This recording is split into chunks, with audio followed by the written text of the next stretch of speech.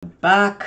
So there was an issue with my internet, so I had to restart the internet and get back to playing poker. So the tournament started. I'll get back to that one to see where we at. A couple of hands got folded. This is a slow, normal tournament.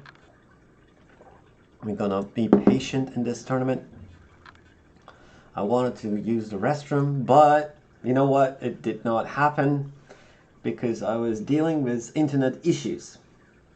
But now we have the internet working. Let me check my internet speed one more time. I open this guy.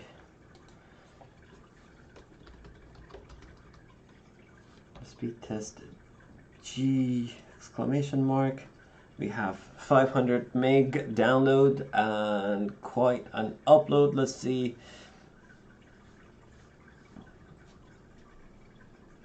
Oh, thank you, Small Blind, for folding the hand. And 500 meg upload. So that's good enough. Queen 6 under the gun, we fold.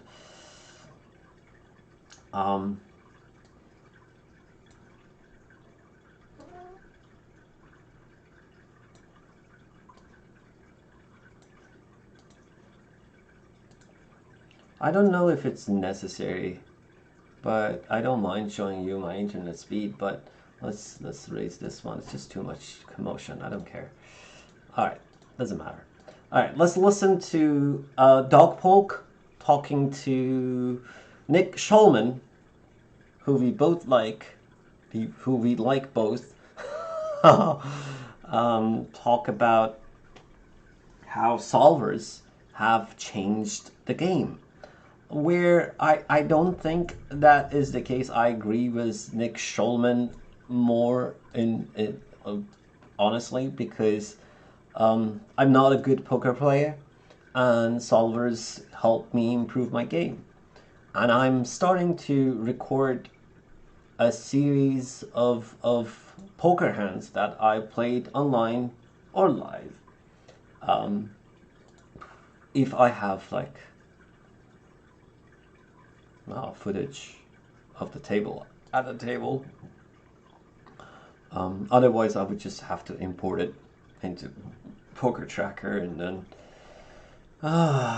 deal with that. Anyway, other than that, so what I was saying, I will have.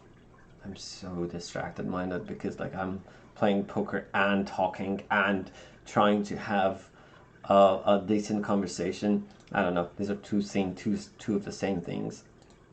Anyhow, so I started recording some videos of me playing a hand, telling what my thought process is, and then later on running that same hand on PO Solver and seeing if I played it right, or, well, by right I mean GTO. I played it in a GTO way, or I did not. So what would be the GTO way of playing that hand be? Anyhow. Ah.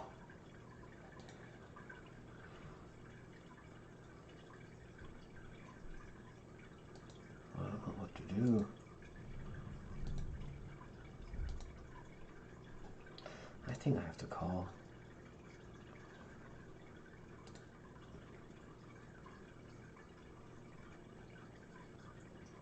Not a bad flop, to be honest.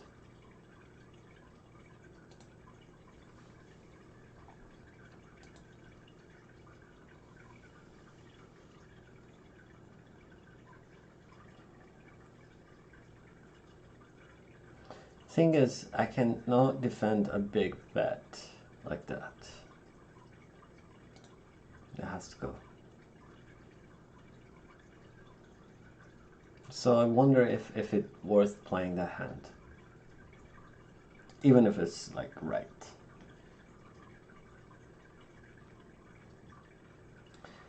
So I'm recording that. But in the meantime, let's listen to Nick Schulman and Dog Polk discuss this issue in a more intelligent way than I would. So I don't know. suck in a way, but it's also very interesting to learn. How could the how would the highest form of intelligence that we have sort of today approach this thought, and then how are humans trying to merge with these ideas somewhat? It's still a very human game, more so than most other games. So yeah, that's sort of kind of how I feel about it. Maybe. There is still the practical application element to it, which is Okay, do we raise here?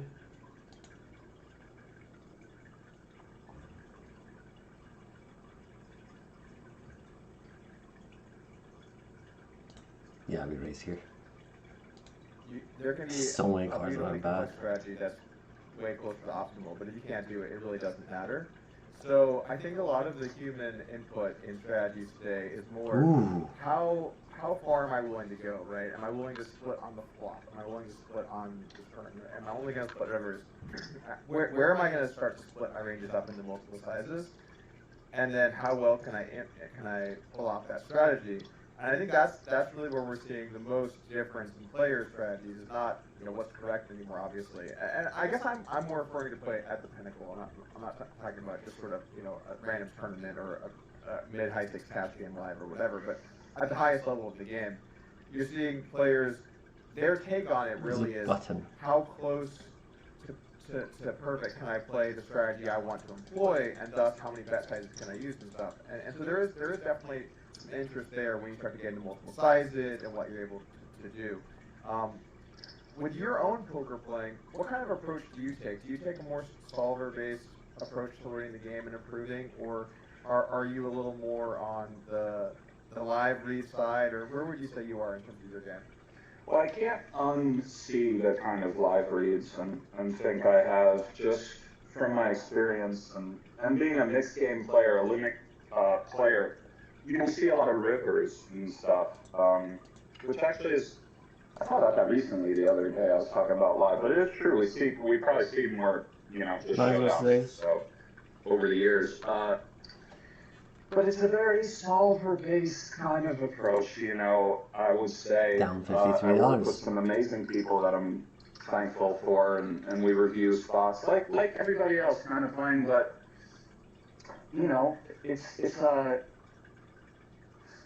there's a lot of material out there with poker. If you want to get better, you have to just kind of try to trudge through it. I mean, there's a lot of stuff going on. And the issues for players can sometimes be how do we mix it all and actually play well? Because if you're you know this yourself, your game can suffer sometimes if you're you're very analytical and you've always probably built a strategy from day one. I would guess you sort of built your strategy and tried to execute it, right? Yeah, and then you fine tune it as you go along. For me, I was just out there guessing, just playing the biggest games of the world, stone cold guess and trust the gut, baby, for years. So I cannot remove that part of myself from myself, and at times it's always this war where, the more stuff I look at, the more moments I have of, I'm bad, I can't believe I butchered this spot, I don't even know the pre-flop, what am I even doing? It's like a basic pre-flop, I still don't know it after however long. Looking at it, too, just look at it, forget, So it's like, you have to combine everything, I guess, and the goal is when you've done enough stuff, looked at enough stuff, then you sort of have feel again, if that makes sense, and then real ideas can emerge at times, but it's just a process, man, There's a blend to knowing when to try and play optimal and when you can get out of line because your opponent's out of line or they don't understand some things or maybe they missed out on something. When you talk about you've seen so many more rivers, I think that's kind of an interesting point I wanted to talk about. So what you're saying there is you've seen the way people respond to a lot more rivers because you've played all these different games. Where were you taking that?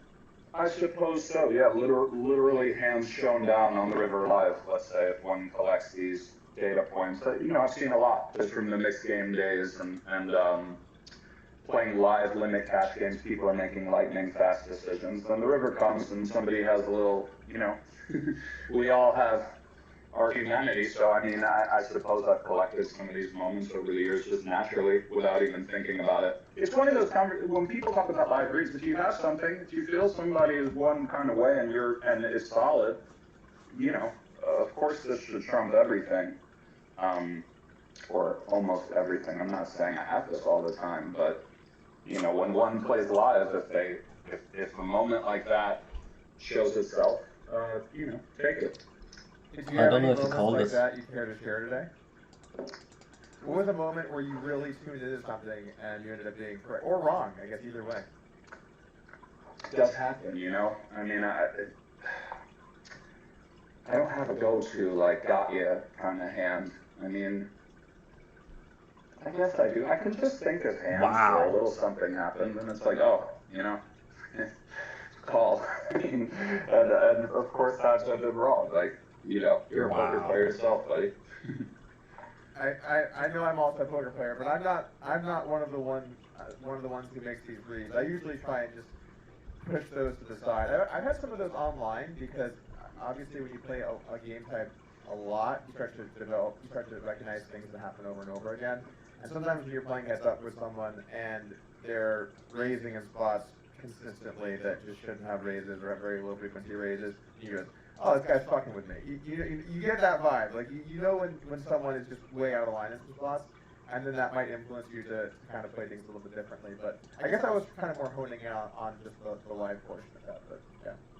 Yeah, no, it's interesting though. I was talking about a spot like that the other day where, you know, even online, like when a size is just so weird and you've sort of been here before and kind of feel it's one way or the other. I mean, that's pattern recognition. And I'm sure you've had a lot of time and tell stuff over the years. I mean, it tells today or maybe a little bit fewer and farther between, and they're not the Oreo cookie like got 'em, you know, it's just a little sense. I mean, do you ever just talk to somebody in life and you're like, man, this guy's kind of just full of shit a little bit. I can't explain it. They're a really nice guy, but, you know, and sometimes you're wrong. They turn out to be just salty earth, but often you have that sense maybe they're, you know, a little bit of a phony or something. It's the same thing. The way the chips, it's the same stuff, you know, and you just collect these senses over the years, I suppose.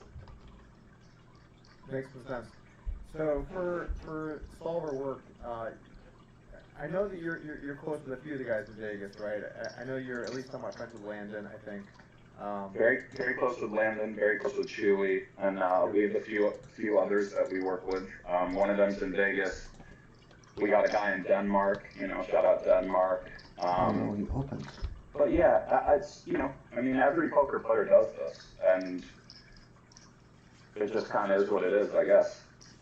What were your thoughts on the challenge that Landon played against Bill? I know we talked about it briefly, but what were your thoughts on that?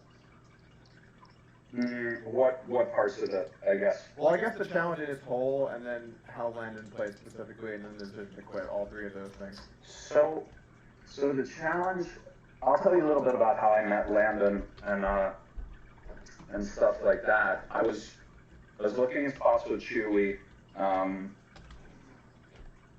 or, you know, just overall friends with Chewy, love Chewy. This is maybe 18 months ago, or I don't know, something like that. Really the heart of the pandemic. I mean, I guess it's still, you know, marching on, but this was when it was early and stuff like that. And I really wanted to work on no limit cash online. You know, I wanted to kind of just play and work on that. And I got the itch to play 2-card. It's my favorite of the poker games, even though I'm sort of a mixed game player. I don't know what that even means, but I enjoy 2-card the most. Anyway, Chewy had met Landon, and I watched Landon play cash, and I just, you know, he's great. I mean, he is. And I wanted some ranges, I wanted some lessons. I wanted him to help me. I just wanted to get better. And we became friends and became close. But I mean, you know, Landon's kind of a maniac. I mean, he's everywhere, in a good way.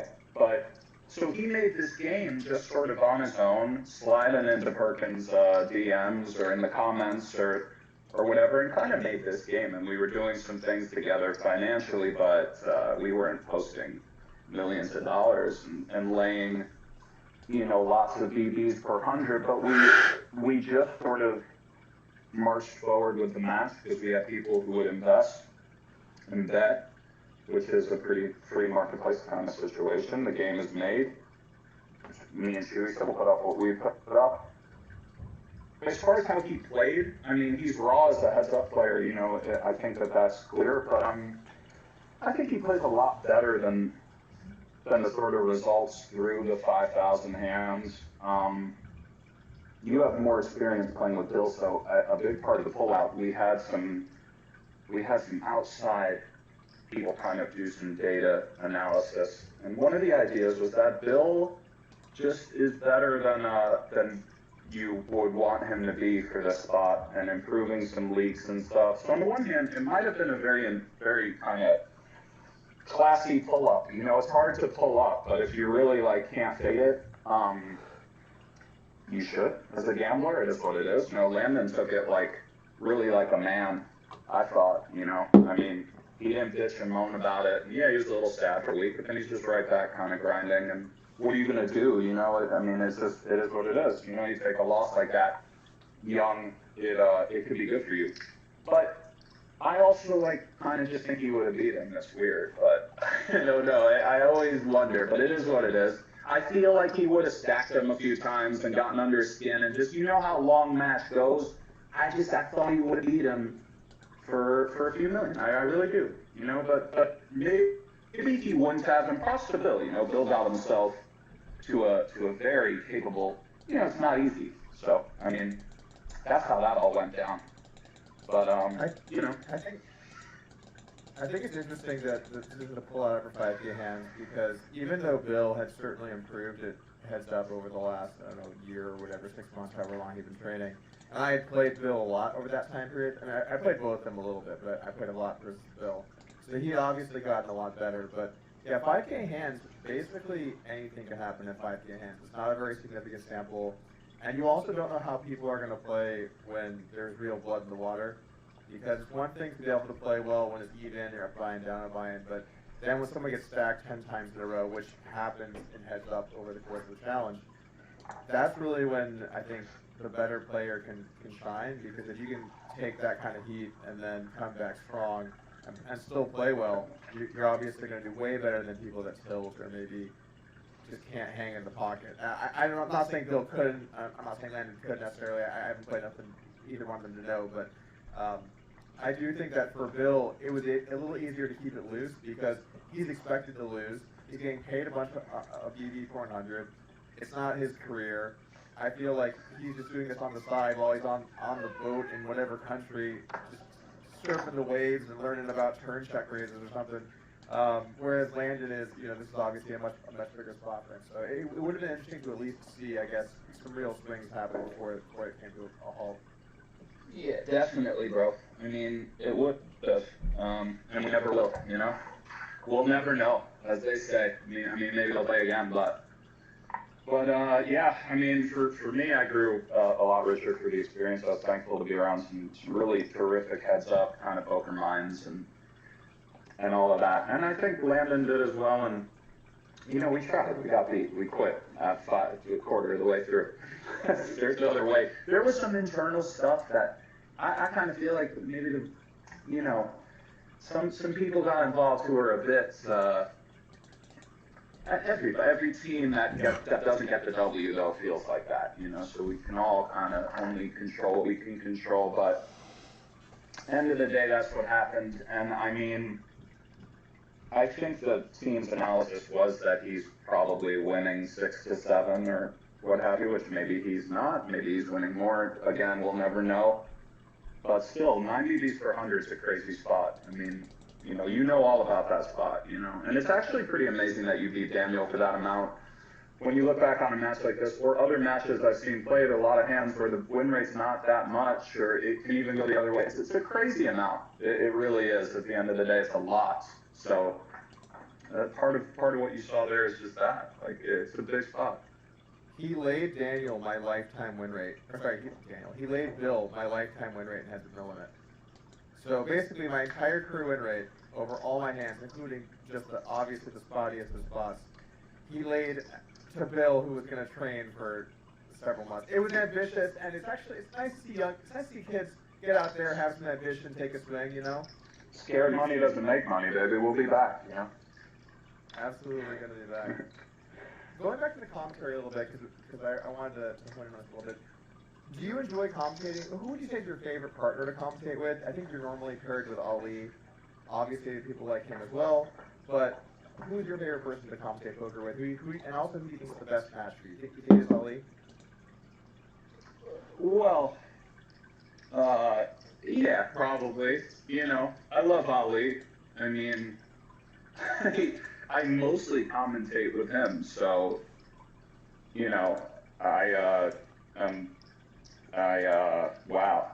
Of course I love Ali. I love Jamie. I think she's brilliant, and I've only worked with her a little bit, but, you know, I just love her kind of style and everything. Outside of that, you know, I worked with a few people just kind of once. I'm a big fan of Sam Grafton in general. I've actually never spoken to him, but, you know, I think he's just fantastic. Like, very knowledgeable, got the dry kind of British wit going on. Like, just, he's awesome. A lot of people really, you know, but Ali and I have a nice thing going because he's kind of the consummate, the professional broadcaster, and I'm the sort of whatever I am, the player kind of analyst. So that's a classic broadcasting kind of duo situation. You have the play-by-play and the color. So I like that. And Ali really is a pro. Like a lot of you guys don't really realize because he's such a, you know, he's so crazy. But he's got real experience in commentating and broadcasting and stuff like that. And it shows. You know, he's rock solid back there. And a lot of spots that add to the production when you're not missing the little ins and outs of even just the stuff you're switching from one table to another, and ad enters the equation or something, and he makes it look seamless. It's not that easy. But yeah. As listeners to this podcast know, it's not that easy to read the ads, and people might mess them up. It can happen. You never really know when it's going to happen. I also think you and Ali have a cool vibe where you can kind of fuck around with each other, or you can insult them a little bit, and it has a kind of fun vibe when you guys do that. Yeah, he can take it, which is really cool. He's got very, very thick skin, kind of. I mean, he gets set off, but then can sort of take it, so it's like a little bit of both. And I guess I'm the same, kind of. Like, I have thick skin, but I don't, kind of. And Shove! I definitely, from time to time, get, like, out-of-body experience irritable, where, like, I'm just a mess. And that's just sort of a part of my... Yeah, we have to come back from negative 50 here, go down to negative 40. And it kind of has to be that way because they're long streams. And I don't think it's the commentator's job to have a meltdown on air or bring their own, you know, but I'm thankful that Ali can handle my mood swings here and there. Yeah.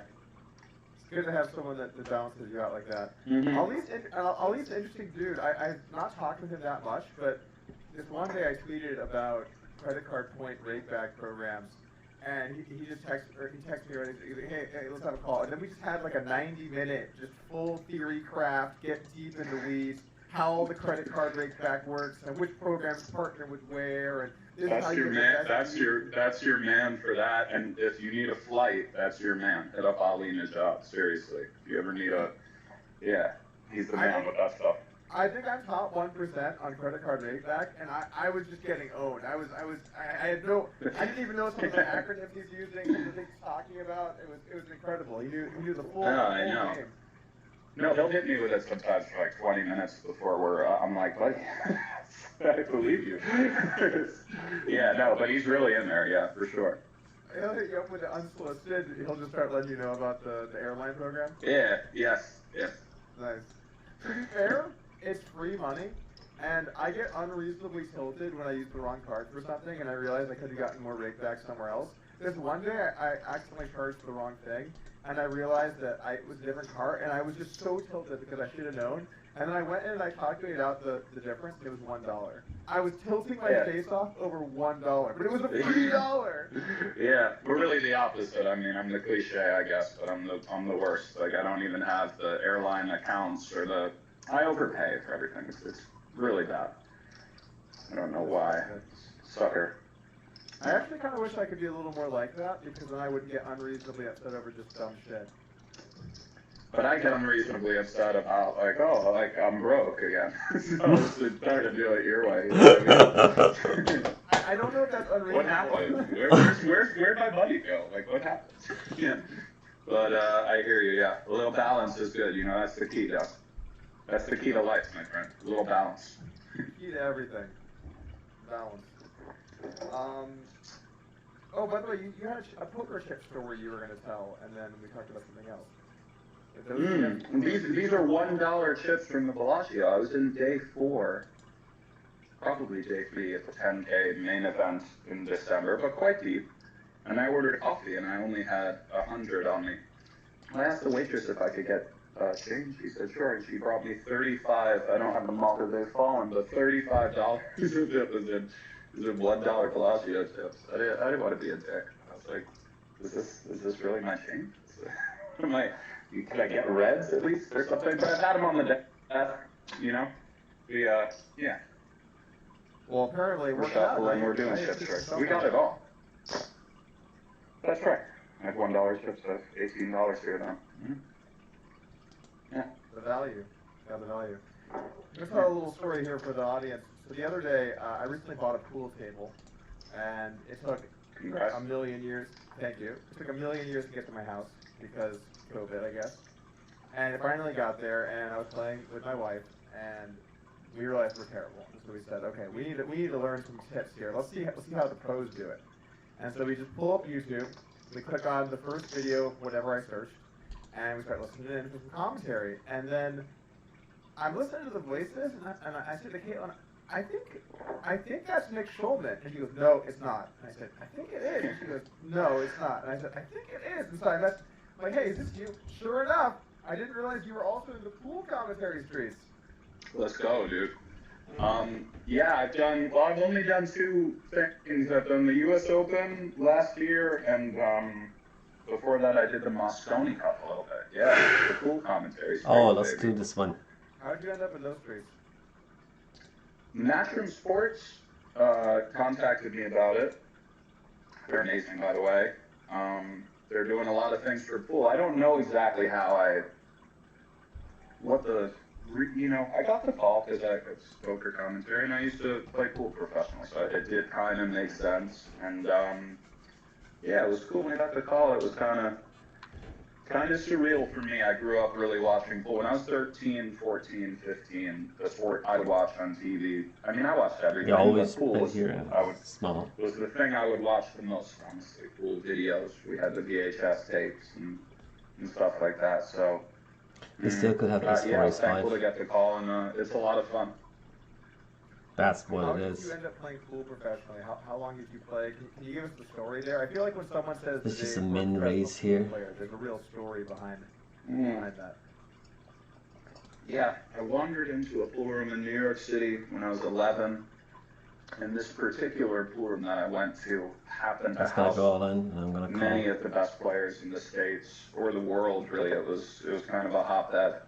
And I don't know, man. I just got the bug bad, and really became enamored with everything. You know, the play of the game, the history of it, the culture of it. I fell in love with it, and then I started working with a few of those guys who kind of took me under their wing. I mean, these were really like world-class guys. So What the you fuck? you progress quickly, and by the time I was 13, 14, I was, good. And 15, 16, I was really good for that age. And I traveled around. I played tournaments. We played money games, like in serious spots, and it's Wow. kind of what it sounds like. I don't know if you guys saw what happened here. It was What's magical. games for money like with pool? Because one of the good things about poker is that you have to buy in to run the table, so it's pretty rare people get scammed. Once in a while, you'll see that someone went all the way and got called and they left with their chips. I've heard that story occasionally, or maybe you see an occasional angle like that. But Don't cool. degenerate. I imagine that there's all kinds of scamming that goes on when it comes to getting paid. So what's that process like in the pool world? Well, I mean, people develop reputations that are, you know, a lot of people have solid reputations as sort of stand-up people in the pool rooms and stuff, no problem. You don't need a post or anything. A post means put the money like on top of the light, or like Ernie is holding it over there. You know, Ernie put it in his safe, like, because there are shenanigans. But a lot of these guys are solid, and you know, if you play a match and then you're just like, fuck you at the end, I'm not paying. You don't really, those guys don't have too much longevity with that move, or, you know, but you got to be careful. I don't know if you guys can see me, by the way, but Doug just texted me that he kicked his power cord out. I'm assuming you can't see or hear me, people at home, but maybe you can.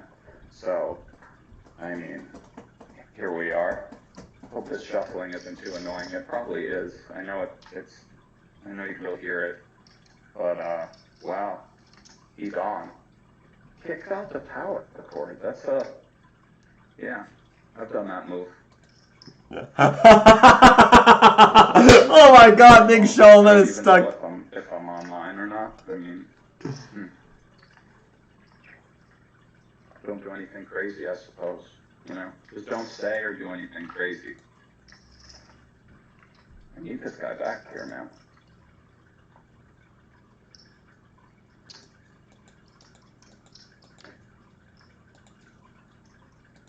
Oh, he says he's returning shortly. Okay. I can't even see questions or anything, comments, nothing. So I got nothing, guys.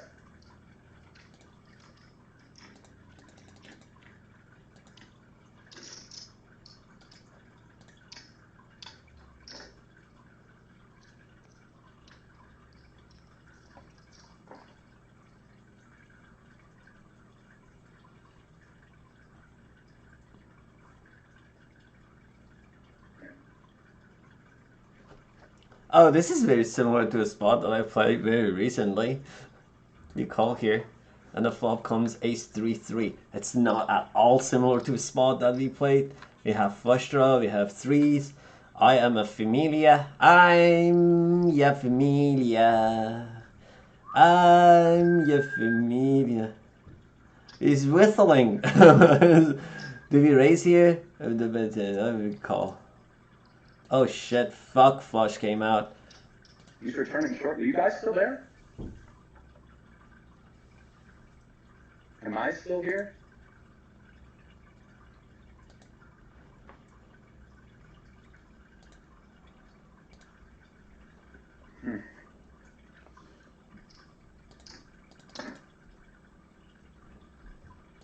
Back in the black! Back in the black! Aces, aces!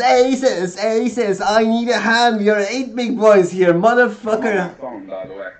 I do have a computer here. I don't know if you guys can see this, but I got my like monitor and stuff, but my internet's all fucked up, so I'm just on the phone. And Doug kicked his power cord out, as he told you guys. Again, I don't even know if this is live or if I'm just talking to myself, which I do sometimes, because we all have to talk to ourselves sometimes. But yeah, I need him back. This is. He probably got like a big setup there, so when he replugs, it's probably a whole operation. Fish can sing. Fish can sing. Go shove, go shove, go shove, go shove. I mean, that's better than Nick Shaw. Ah, fucker. Nick Showman, it's so boring, it's so boring, so boring, so boring. Oh my god, can't shove this one. Fold. I wanna bust out and then rebuy because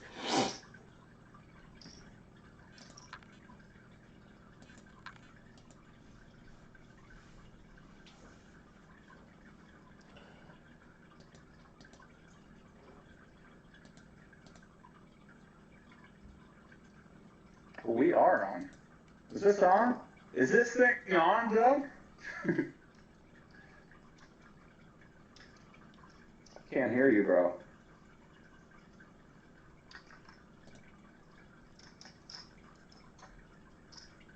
Hello? You're back, man. Thank God, dude. Okay. Sorry to everyone in the chat today for all the technical difficulties. By the way, I kicked out my power outlet, but I feel like kicked is too loose of a word. I looked down, I nudged the cord, and it was 1/3 of the way in. It's amazing that this thing was even going to begin with. I don't know how that went down. Wow. Yeah, maybe you saved yourself from a worse, spot by identifying the problem with me, Maybe. Possible. I also got hit with the instant Windows update. Oof, So I know. turned it off, and I'm like panicked trying to get it back on. It says updating 10%. I'm like, oh god damn, are you kidding me? I know. Of course, get the Windows update going. I know. Okay, we were talking about pool. Yeah, We were talking about shady characters. You build up a reputation. that's right. It's like any other world, really. I think, every little community has like some scumbags doing stuff and some shady kind of people. It's not just the pool rooms or the poker rooms. It's everywhere. Doctors, lawyers, they're all scumbags. So you gotta protect yourself at all times out there, though. But there's really solid people in the pool room as well. And then there's some spots you have to be careful about.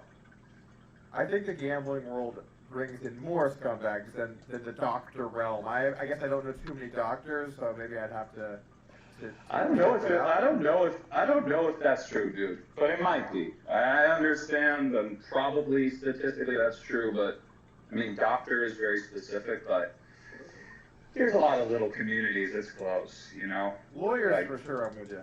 Lawyers or just finance people. I mean, what are they doing? It's the same shit, kind of. Well, I mean, yeah, finance people makes more sense, I guess. Well, the reason I think gambling though gets more scumbags is it's way easier to hustle someone out of $100 at the pool hall than it is to hustle someone out of $100 million at some big hedge fund. You want you There are think? certain bars you have to be able to get over in order to get to that latter one. Whereas at the pool hall, you show up, you probably get a couple people before you're gone. You might be right, though. Living my life in Las Vegas has taught me that scumbags are drawn to gambling and drugs. I suppose there's some truth to that. The weak-willed. You know what? By the way, I lived in Vegas for 12 years or something, and I had a lot of great times in Vegas, but it was definitely time to leave and check out something new. But what is nice about Las Vegas is the day-to-day living is just so easy. You wake up whenever. Yeah. You can get whatever whenever. You do your thing. No one cares. That's life. Absolutely. Absolutely true. It's a nice town, it's a cool little town for me. I'm happy here. I like it, but I know what you mean about needing to get out of here sometimes or permanently. I mean, you have to do what makes sense for you. You're from New York, right? I think. I'm from New York, yeah. Okay. What part of New York are you from? From the city, from Manhattan, Brooklyn, kind of stuff. Yeah. Do you like New York? Yeah, I love New York, but I wouldn't want to live there anymore. But yeah, of course. I mean, I love it and have some fond memories. This became so dull now. Of my time there and stuff like that. I like to go visit, but I don't know. I got really used to having a yard. I can't imagine not having a yard. To be honest, it really comes down to that. I know you can kind of have that in New York, but it's tricky. And yeah, I like this kind of lifestyle. What's interesting about New York is that there's a certain kind of person that I think just can't fathom living anywhere else, where it's just the action. Okay, this is a shove. I bet this is a Action. shove. It is there. How many people enter the small area? How many businesses and restaurants and bars and the financial world and everyone. It's a who's who in New York. Where I think once you get in that mindset and sort of get into that, it's hard to imagine living anywhere else. But for me, I went to New York. It's a cool place to go visit. There's a lot of great food, obviously, but I didn't feel drawn in that way that I think a lot of people do. I know what No, you it mean, makes and sense. that's also a cultural, like, New Yorker thing where it's like, this is the best place in the world, we're the best, living anywhere else is crazy, and it's like, yeah, you know, there's other places you can Flush live. draw came in. I was in I have two Vegas, pair. I and can't. a car in front of me had the license plate New York for life, Nevada. And I said, Right. Right. What are you doing here then, pal? Yeah, that's exactly what sense. He's recently moved to New York, about 6 years Fuck! ago. How's he liking it? He loved it, and then the winter came. He said, "I don't know how fucking." He was complaining to me actually before this podcast. He's like, "I don't know how people fucking do this. Like, it's That's another unbearable. thing. You can't even go Yeah. outside." Yeah, it's And- freezing, dude. I mean, I said, "Okay, sure, Fees, but everyone told you this." And you're like, "I'm moving to New York," and I'm like, "Oh, it's gonna be cold in the winter." He's like, "Oh, New York, it's so great. I love New York." I'm like, "All right." RBC And then player. it's cold. He's bitching to me. It's like, I don't know what you get to choose these things. You know, you can look up average temperature. It wasn't like a shocker out of left field. It was cold in New York. Who knew? Did Nick go out or did I go out? Guys, at this point, is it me? Is someone in the chat say something so I know if it's me or Nick? Okay, it's Nick, I think. We're just doing great things on the podcast today, guys. Just absolute 5-star. Right. The internet's back, I think. Maybe? Alright, well,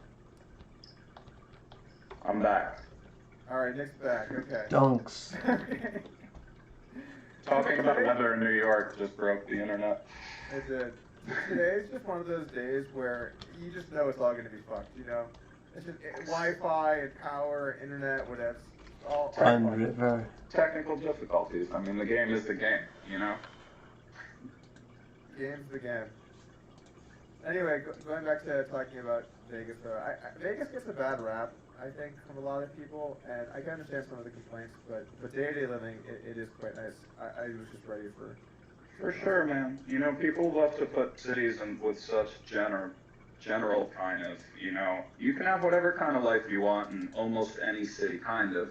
It really is true. There's a little bit of home is where the heart is, and there's always, you want to go to the strip, go to the strip. You want to go off strip, there's a lot of shit to do also. A lot of cities have their own kind of magic. 3-bit.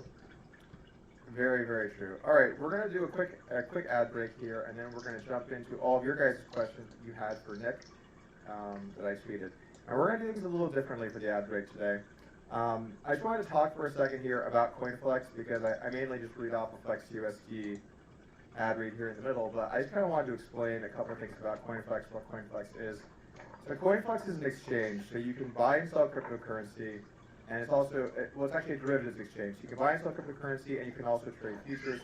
So basically, you can make money from the market going up or going down, and it also allows you to I forgot provide about liquidity this, that using I'm AMM+. short So you can provide stacked. liquidity, and one thing that's cool about this is you can provide liquidity by using their repo markets, allowing you to maintain your native asset that you want while entering into these positions. So essentially, you can use CoinFlex to LP your money in a way that allows you to earn the fees that people make by trading derivatives using your funds. Okay, so that's like the baseline here idea there. There are a couple other things at play. I talked a lot about FlexUSD. FlexUSD offers 10 to 20% a year returns.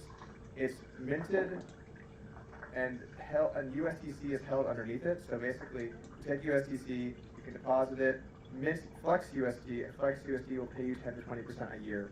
And I see a lot of comments when I talk about this, people talking about FlexUSD, where does 10 to 20% come from? First off, that's per year. Oh god, this is boring! So we're talking about 10 to 23. This is not live, we can move it. Okay. Oh god, thank you. Let's get into some questions from the fans. Did you ever have an aha moment in poker? Where something really clicked? Well, yes. I mean, many of these, over the years, I suppose, they're usually the byproduct of just kind of figuring out some poker sort of related stuff, then maybe a little break. Maybe you're a little burnt out, take a break, and then you kind of come back and stuff, I do feel stuff happens there. Sometimes I have a king. And That's also a just shove. accepting that there's so much I don't know and all that. I think we all have those moments. That stuff is really good too. You can look at mistakes maybe you've been making forever. Some of it's mindset. You need to just look at everything objectively and stuff. Fuck! Yeah, one kind of moment like that, I know I have a relationship with the feeling, but maybe not the thought, if that makes sense. For sure. When you do something your entire career without thinking about it, and then you see some material that says it's wrong, those moments are the real aha moments. You're, oh shit, I've been fucking that up the entire time. Yeah, wow. Like, what am I? Who am I? Yeah. Yeah. Those are tough. Some of the small bets out of position and really big bets in position, I think, in some spots were situations I didn't think about before, and then you realize, oh yeah, like let me give you an example for me. When I first saw locker bets being used on the river out of position, when I first saw that, I was like, what, is he a fish? And then, Right. And then you realize, oh, those are actually good. Oh, okay. Yeah. A lot of those, yeah. Yeah, a lot of those. Yeah. Emily Fraser asks, how has your love for 9-ball pool developed? Hello, Emily. It's always been there, honestly. You know, it has always been there. But 9-ball's really gone in waves. People forget 9-ball is, you know, a huge deal in the country, and it on and off. I love the game. It's a beautiful game. You know, you got to break and run the balls in order. I mean, what more could you want? What's more popular, 8 or 9-ball? Probably 8-ball is more widely played, but I think 9-ball is the most popular of the pool variants to watch. When I was watching some 9-ball, I thought that there would be more people trying to combo the 9-ball in, but it seems like that's a lot more rare than just trying to run the table. It is much more rare and often more difficult at that level. For beginner players, they're not really going to run the rack, so you might as well sort of give the 9-ball a whirl, so to speak. But for pros, sometimes they're like 20% to make the combo, but 95% to run the rack or something crazy like that. So it's usually just a percentage play to just try to run out. That's interesting. Yeah, I guess as a fish, you're thinking, man, it seems a lot easier just to get that Yeah. one ball in. Exactly. Yeah. Yeah. So do pros play both though, or is pro play specifically 9-ball? Because I don't even think I saw one 8-ball match at the pro one when I was doing some YouTubing.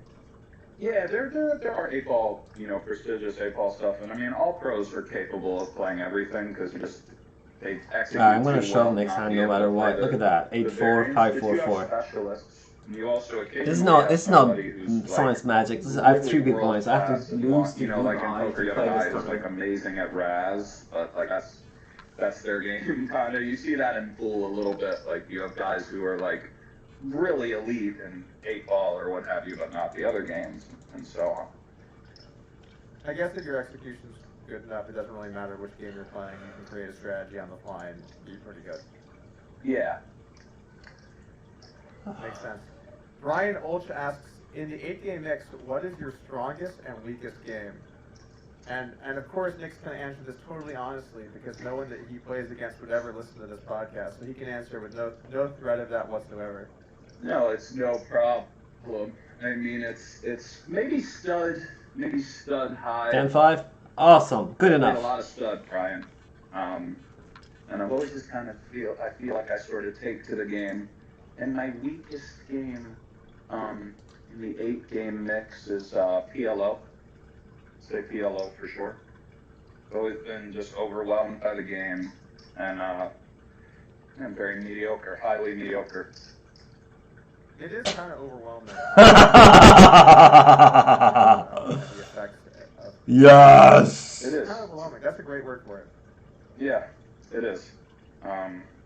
Great game though, but A lot of the high stakes games, they play that capped, right? yes. Almost always. I mean, some caps, you know, vary. There's some very deep caps and then kind of shallow ones. But yeah, usually if there's limit in the mix as well, you play the big bets with a cap. The cap makes the game very different. In Texas, people love bomb tops, and they're typically played uncapped. So you'll be playing 2.5 or 5.10, Yeah. and then all of a sudden everyone throw $25 in the middle, and then there's 2.50 in there, and there's two flops. Yeah. And someone's potting it, and all of a sudden you're playing a game that's 5 times as big as the game that you were just playing 2 seconds ago. That's right. Uncapped. Yeah. Insane. Yeah. It'd just be an animal. I want to complain about 8-game for a moment. There were too many stud variants, and I get that when it started to come up, stud was much more popular. But it's 2022 now. I think we can safely, dare I say, remove one stud variant from the lineup. Well, I mean, you raised some points. It's also like, how are people even supposed to get better at stud nowadays? It's not a very widely spread game, so on and so forth. Bobby's room. It's yeah, come on down to Bobby's and try to learn. I mean, you know, the sobering truth is perhaps the limit games are somewhat dying out, and they might die kind of with our sort of generation, or maybe not. You know, maybe they'll march forward and kind of live. There'll always be games spread, but you know, in the 90s or even the early 2000s, stud and limit poker on TV was very, you know, you could sit around and watch like a stud final table at the World Series or something like that, and it had a little romance about it, which it doesn't really seem to kind of have anymore. I mean, the 50K tournament is nice, but it's really like a cash game kind of thing in a very small community. I know what you mean, though, if there's 4 stud games in the mix, or it's a lot for a non-ring sort of stud player. I mean, 8-game is a lot of fun. I've played a good chunk of 8-game heads up. I played some online, played some little Bobbies. You were taking some pieces against me, I think. I sure was. I got fucking buried betting against this guy. So Doug came to Bobby's looking to play everybody heads up. And this was maybe, what, 10 years ago, Doug? Oh, no, it couldn't have been 10. 6? Really? 7? 6? Couldn't have been I mean, you would know, so if you say it's 7. Well, 10 years ago, I was basically broke, so I don't think that I was sure. Yeah, fair enough. But anyway, yeah, I mean, I'm not going to name names, but Doug waxed everybody playing heads-up mixed games. I thought it was impossible, and then I realized I'm just naive. It's not, you know, it's a little video game, and he gets the high score more, I guess, than my friends. Or certainly did over that week. I could tell you that. Well, I mean, those guys played almost all ring. Not the guy. Not some of the guys that you've played have played a fair amount online of heads up or 3-handed. So it was. I was surprised. But yeah, bravo. I mean, thanks.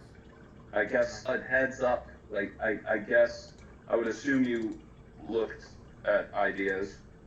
It's not fun, honestly, to listen to these two for some reason. Even though like I like both of them,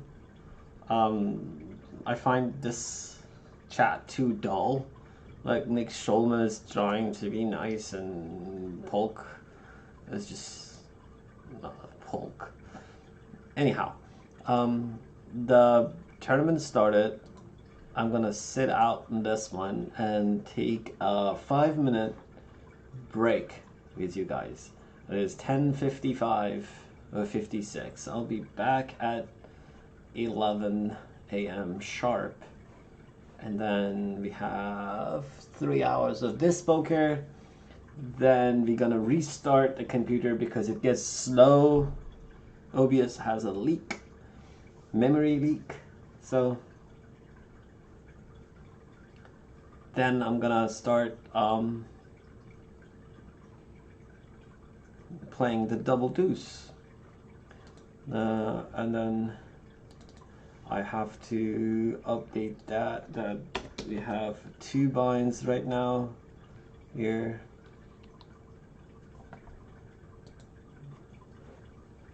Let's see what happens. I'll be back.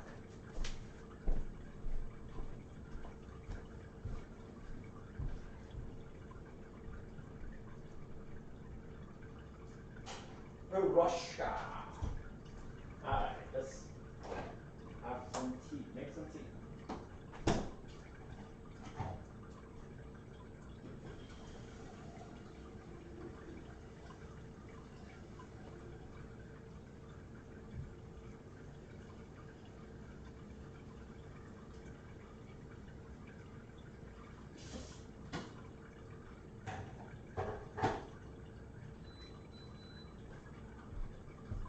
Hi, Shay. Hey, beautiful cat. What do you want?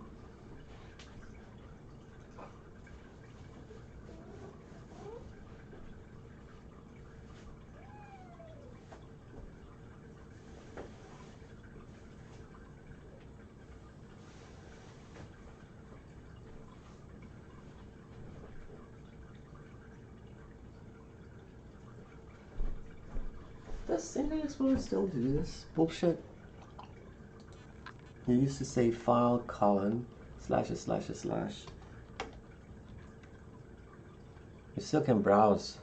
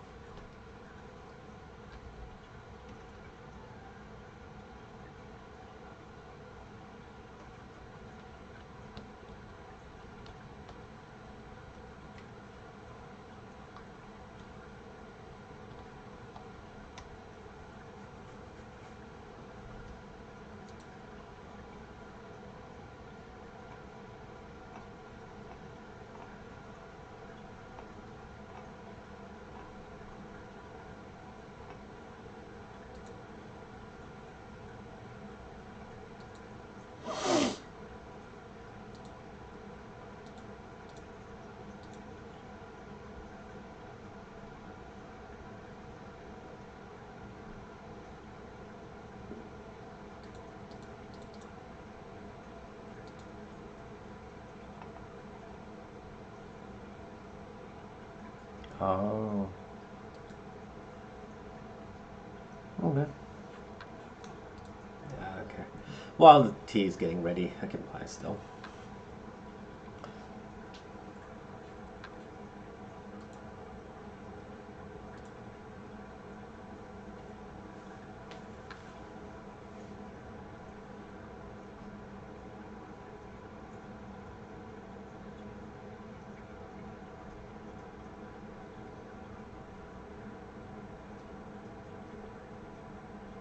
Not a good idea to do this.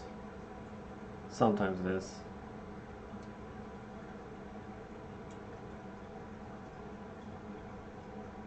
There we go. Queens.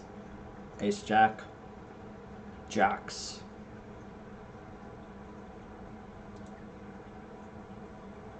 There are no queens there. There's no Ace Jack there. Could be sevens.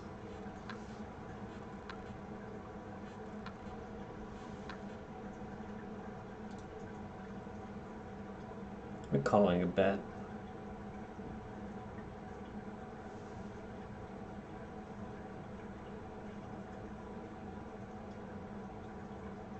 Depending on the size. Okay. Nines. That's not calling another bet.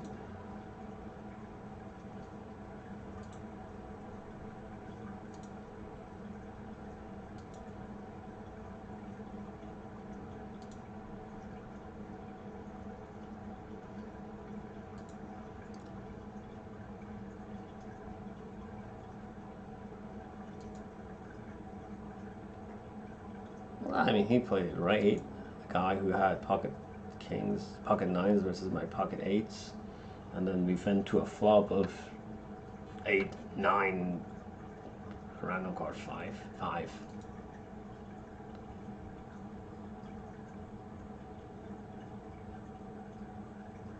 definitely can open this, but like my randomizer here is at 5, so I'll open it every time.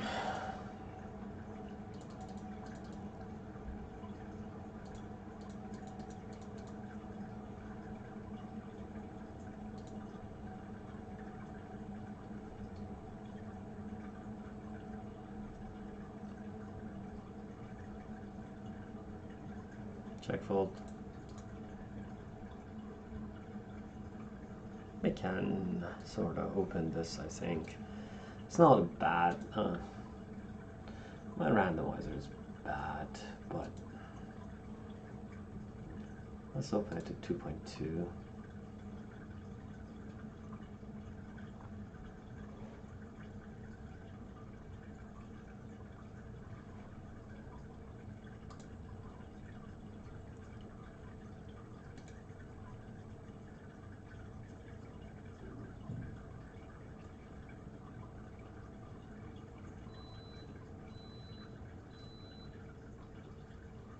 That's a fold. Oh, teas are all warmed up. Oh, pour myself a cup of tea. Rivered nuts. Fold. Catitude. Opens to 3. We fold the ace jack off. It was suited. We 3-bet. Ace jack off. We fold.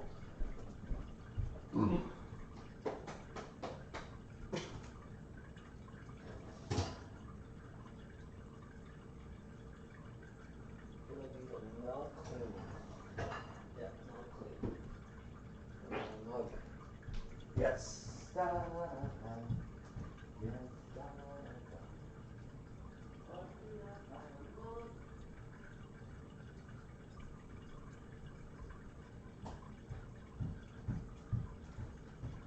What do we have? We have small blind.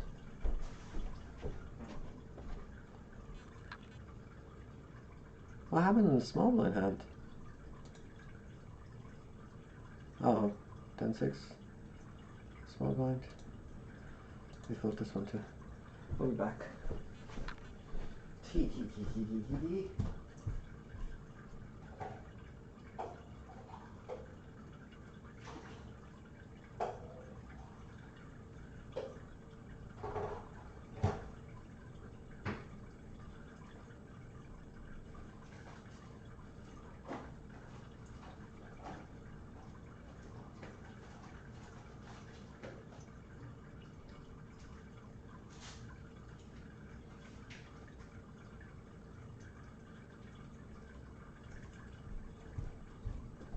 And we come here. See what is the next hand. Ooh, look at that. Ace, Jack, 5 of diamonds. I'll be back. Alright, what else do I need to do? Put socks on. This house is too big. Go across the house.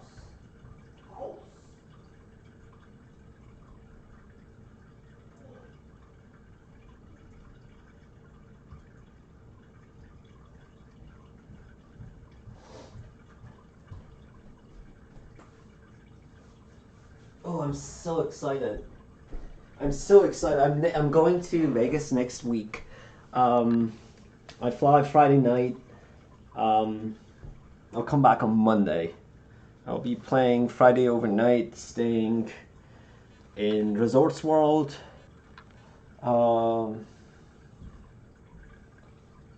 Saturday, Sunday, and Monday. This is a full. I need to be back again. I need to come back.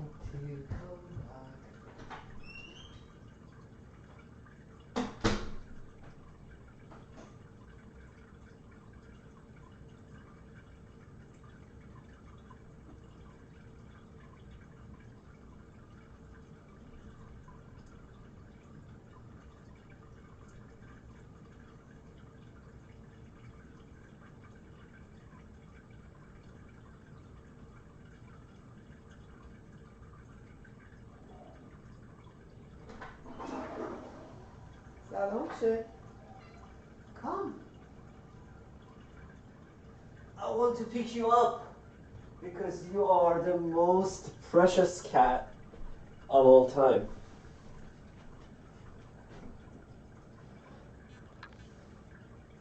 You want to smell this?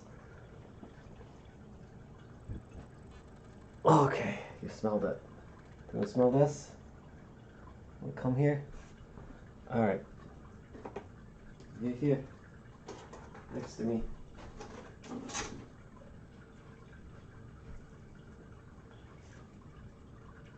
Jump here.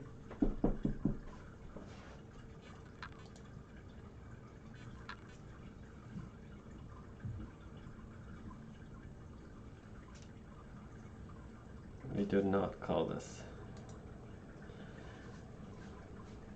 Okay, let's continue Nick Schulman in chat. 3, which already you were doing things that a lot of them didn't do. It was as if you had much more experience in the heads-up realm of poker, which you do. So it was kind of like, I think some of those ideas actually carried over, but it's impressive because mixed games are a lot, you know, that's a big sort of learning curve. I think if heads up, if you just sit down and your strat's gonna be, I'm gonna fight to win as many pots as I can, you're gonna do okay. You're at least gonna hold your own somewhat. Obviously, you might punt off some stacks here and there, but sitting down. It's interesting that you say that though, because I remember at the time talking with the mixed game guys. We had a little group of us trying to beat Doug, and you know, huddling around trying to figure out what was going on. But it was always that you're very, like, annoyingly passive and sticky, and that you check a lot. It would be like he just checks all the time, or like you like all and check. But I know that feeling. I know that sentiment when you play. Even your heads up no limit game. I mean, obviously this is like a massive oversimplification, maybe, but you check. You know, you're not scared to check the flop. Like, you know what I'm saying? Stylistically, maybe I think people are sometimes surprised how quote unquote passive you might seem for stretches or with certain hand classes and just things like that. I remember that was a big takeaway from those couple of weeks, that it felt like you were, but then, you know, you just kept winning a few 100,000 a session, so God, passive all the way to the bank, I don't know. but yeah, I remember that. I mean, for those stakes, it was like 50 big blinds. Of course, but really, still. It was not. Yeah. But still, I remember that feeling that people were talking about with when you're you. When you're new to games and you know you have to play really wide ranges, I think that playing passive in a lot of situations is pretty good, because you know you're going to have a lot of weak hands.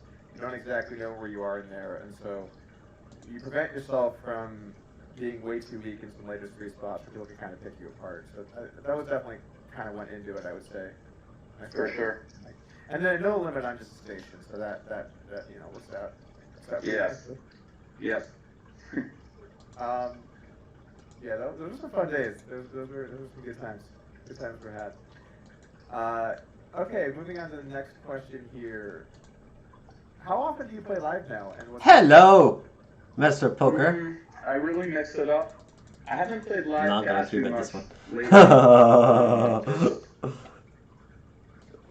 I don't know. But I really go in and out. It's a hard question to answer. Sometimes I'll play quite a bit. Other times I won't. I know that kind of. So it's a tough one to answer. Fair enough. This is a question that Aaron Clark asked. I'd like to hear both of your views on what is the most unethical thing in poker that is generally accepted as ethical by the general population. What is the most? You want to start, Doug? Why don't you start? No. Well, that's a weird one. That's accepted as ethical. Kind of changes the question, I suppose. You know. Yeah, that is accepted as ethical. Makes it kind of weird, because there's a lot of things that we very much view as unethical. Yeah. You know, the thing is, it's like, you got a lot of these little scoundrels running around online using all sorts of shit up the wazoo, right? And it's like, I'm not going to sit here and tell people what to do or how to earn or you know, feed their family or whatever. But it's like, you know, it does kind of suck, I guess, for players that don't. So I mean, RTA issues online, it's an issue, you know. And then you see some of these guys live, they fucking stink, dude. They don't even, they're not. And then some of them are the best, unfortunately, because they just study every spot while they play all day long. Imagine you're some 19-year-old kid from fucking, you know, some crazy part of Russia or something, and you're just trying to eat, and you're like super smart. It's a weird one. It's kind of a weird one. I wish the sites would step up a little more, you know, and make it a little more clear what you can't do, and if you get caught, we take all your money right on the spot, you know. I think that would create a fearful player pool, you know. Every once in a while somebody gets outed, but it's never anything that crazy. And like, I'm not the out people type or whatever, and like, you know, I don't know. I mean, life is what it is, but I'd love to see that stuff eliminated from online, and then live, or at the very least, kind of consider something you can't do. If you cheat in a chess game online, by the way, you're like barred for life. You know, account closed, like it's over, and it's for free. But it's so disgusting to do it in chess. It's like you just don't do it. So chess.com banning 1200s for like looking at the engine, you know. And in poker, it's like you could kind of pull it off for a while, or I don't know. So that shit is a little annoying. And then like live, I guess the excessive swapping in certain spots where you know what's going on, but what can you do? I mean, you can't really pry into people's personal lives, and there's no system in place, and I think it's very difficult to even implement one, but it's got to be a bit of an issue, you know, certainly in some of these bigger spots, and I don't know.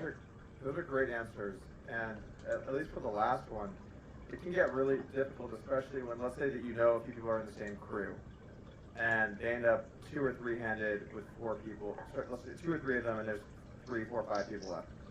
Well, you know these guys have pieces of each other. It's totally possible they upped it when they ran deep. It's totally possible that one's backing the other. There are all these situations that could be at play where they are really incentivized to collude against you, and some of these things are, when you look for collusion evidence, it's hard to find smoking gun stuff. Like, I think that one of the examples that was the best was when Foxton and Bicknell were deep, and they were 3-handed versus Burns, and they had aces and jacks, and they didn't get it in pre-flop for 50 lines or whatever. When you have moments like that, it's pretty smoking gun. This is obviously their style playing, but then most of the time, it's not that clear cut, and it's going to be difficult to actually know what's going on and if it's happening at all, and you kind of assume that it is. I got homies from the East Coast. Like, if we run deep in a tournament together, we're soft playing. Like, it's just gonna happen. Like, no, but I know there are issues. All jokes aside, I don't know. yeah, This is a very hard spot. There are issues, but they're very, very hard to enforce. You know, and I don't know. If you have any ideas, you know, by all means. I mean, they're tough to enforce. And as far as the more subtle kind of subversive colluding or soft playing that you're not really going to catch, you know, just an open here and there where you know you're folding to the jam or whatever it is, protect yourself at all times out there, you know, and just try your best. But it's hard enough to get your share of EV as is. Now you have shenanigans and stuff like that. It's those are issues, you know. And it's just like the poker world is so big, and I feel like nobody ever gets caught like really doing anything. So it's kind of like, you know how in the NBA no one ever gets caught for steroids, but you know, like obviously they're doing some stuff, right? Sometimes I feel like, I don't know. I wish there was like I don't know, man. But I like where this is going. You wish there was a what? I wish there was a group of vigilante fucking like gangsters who, if you do something like the old days, you got to go back in the office. Remember when De Niro took the blackjack guy to the back and said you could either leave with the hammer or like the chips or whatever, and he's like or whatever. Yeah, I'll just leave the chips. You know, like I wish, because it's like, you know. But a lot of poker players and gamblers are very ethical as well. They just have a code, and they also respect the game. And tournament players, I think, especially my generation, maybe that's whatever, but like some of the young guys are, I don't know. But I know some of the players who've seen each other for a while are pretty solid. But anyway. I would think the younger players have pretty good ethics. They're fairly high morals, because I think the younger generation views poker as more of a game of intellect and not a game of angling and stuff. I agree. I just don't trust any of the Eastern Europeans, even the American ones, and I don't trust the Asians or the South American players or the Americans. You know, listen. You got Canadians are fine. They're fine. Yes, the Canadians come in peace. Absolutely, yes. I've never been worried about a Canadian account before. No, I'm kidding. I know what you mean. I think there's a lot of truth to what you're saying, but you know, there's still some guys out there, the weasels. Absolutely. Get yours, son. Absolutely protect yourself at all times. And to piggyback off that nothing seems to happen to anyone bit, Mike Postle cheated on stream for 2 years. And then criminally got off. And then I'm sure he's totally fine. He's just walking around having a good time. No one does shit. That's right. You know, and I would never advocate. I'm not one of those like to advocate, but that's right. You know, you don't really go to jail. You don't.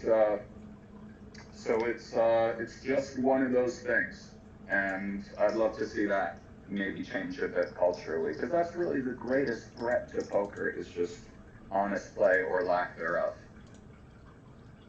I also think that people need to be more direct with outing people that are scammers. That has been a huge issue for a very long time. And I know everyone wants to protect themselves, because if you out them, then the incentive of the person to pay you drops. But the reality is that when we allow people to not pay and not out them, then they can just do it to more people. And how many times have we seen that? Someone just starts rolling everyone because no one wants to pay anything. I suppose there's some truth to that, yeah. I would have a very hard time outing people. I just feel like I haven't always done the right thing, or you know, I don't want to, but yeah, I also know what you're saying, so, yeah. It's tough because sometimes it's gray. I think if it's a gray area, it's fine not to ask someone, but I think if it's very clear cut they stole from you, I think you kind of have to say something. Not to victim blame the people who do that. Well, I got a big tweet that I got to draft up if that's the case. Like, I'm taking everybody now. I'm taking everybody. Oh yeah, you guys know who you are, and yeah, it's coming. Not that bad. I'm all right. Most of them are just broke. It's all good. Is that all good? Well, I mean, you know what I mean. Yeah. I mean, I've had a few people steal from me along the way, and most of the story ended up in NVG. One of them was a truly insane story where a guy that was essentially an affiliate for me on a lot of dating sites. This is 6, 7, 8, 9 years ago now, and he got drunk and he blasted off my roll and all of my horse's rolls. So it was several $100,000 at a point where my net worth was $1 million. It was like a massive hit for me. And over 10 years, he paid me back, and he sent his final payment in a month or two ago. Oh, that's great. Yeah, it's insane. Well, I mean, that's really cool. I know you can scam somebody and then just pay them back, kind of, and that's good. That's, you know what I mean? Good for that guy. It's better than not paying you back. I mean, I think for that guy, though, he got wasted and he lost all the money. I knew the guys he lost it to. It wasn't some hit job. He lost it to the Germans. Like, I hit it. I knew the guys he lost it to. Yeah. So, that's a different category, too. In that spot, I felt like I'm inclined to believe this guy. He obviously didn't end up with the money. He made a really horrible mistake here. Mm-hmm. It'd be way different if... Yeah. Go ahead. No, I was going to say I made some bad mistakes, compromised before. I think you were going to say if there was a premeditated stealing of the money versus getting hammered and dusting, it's different for sure. Who hasn't dusted off some money hammered? Who hasn't gotten hammered and done some dusting? I suppose some people. I haven't got hammered and dusted money off. Like this, if you ever see me at a blackjack table, both drinking has happened and dusting has happened. That's right. Never happened too many times. All right, let's grab a couple. Ooh, actually, you're into chess, right? You're I love chess. Do you play competitively? I mean, you know, not really. No, I've played some tournaments. I've played some. Well, I played some rated classical chess.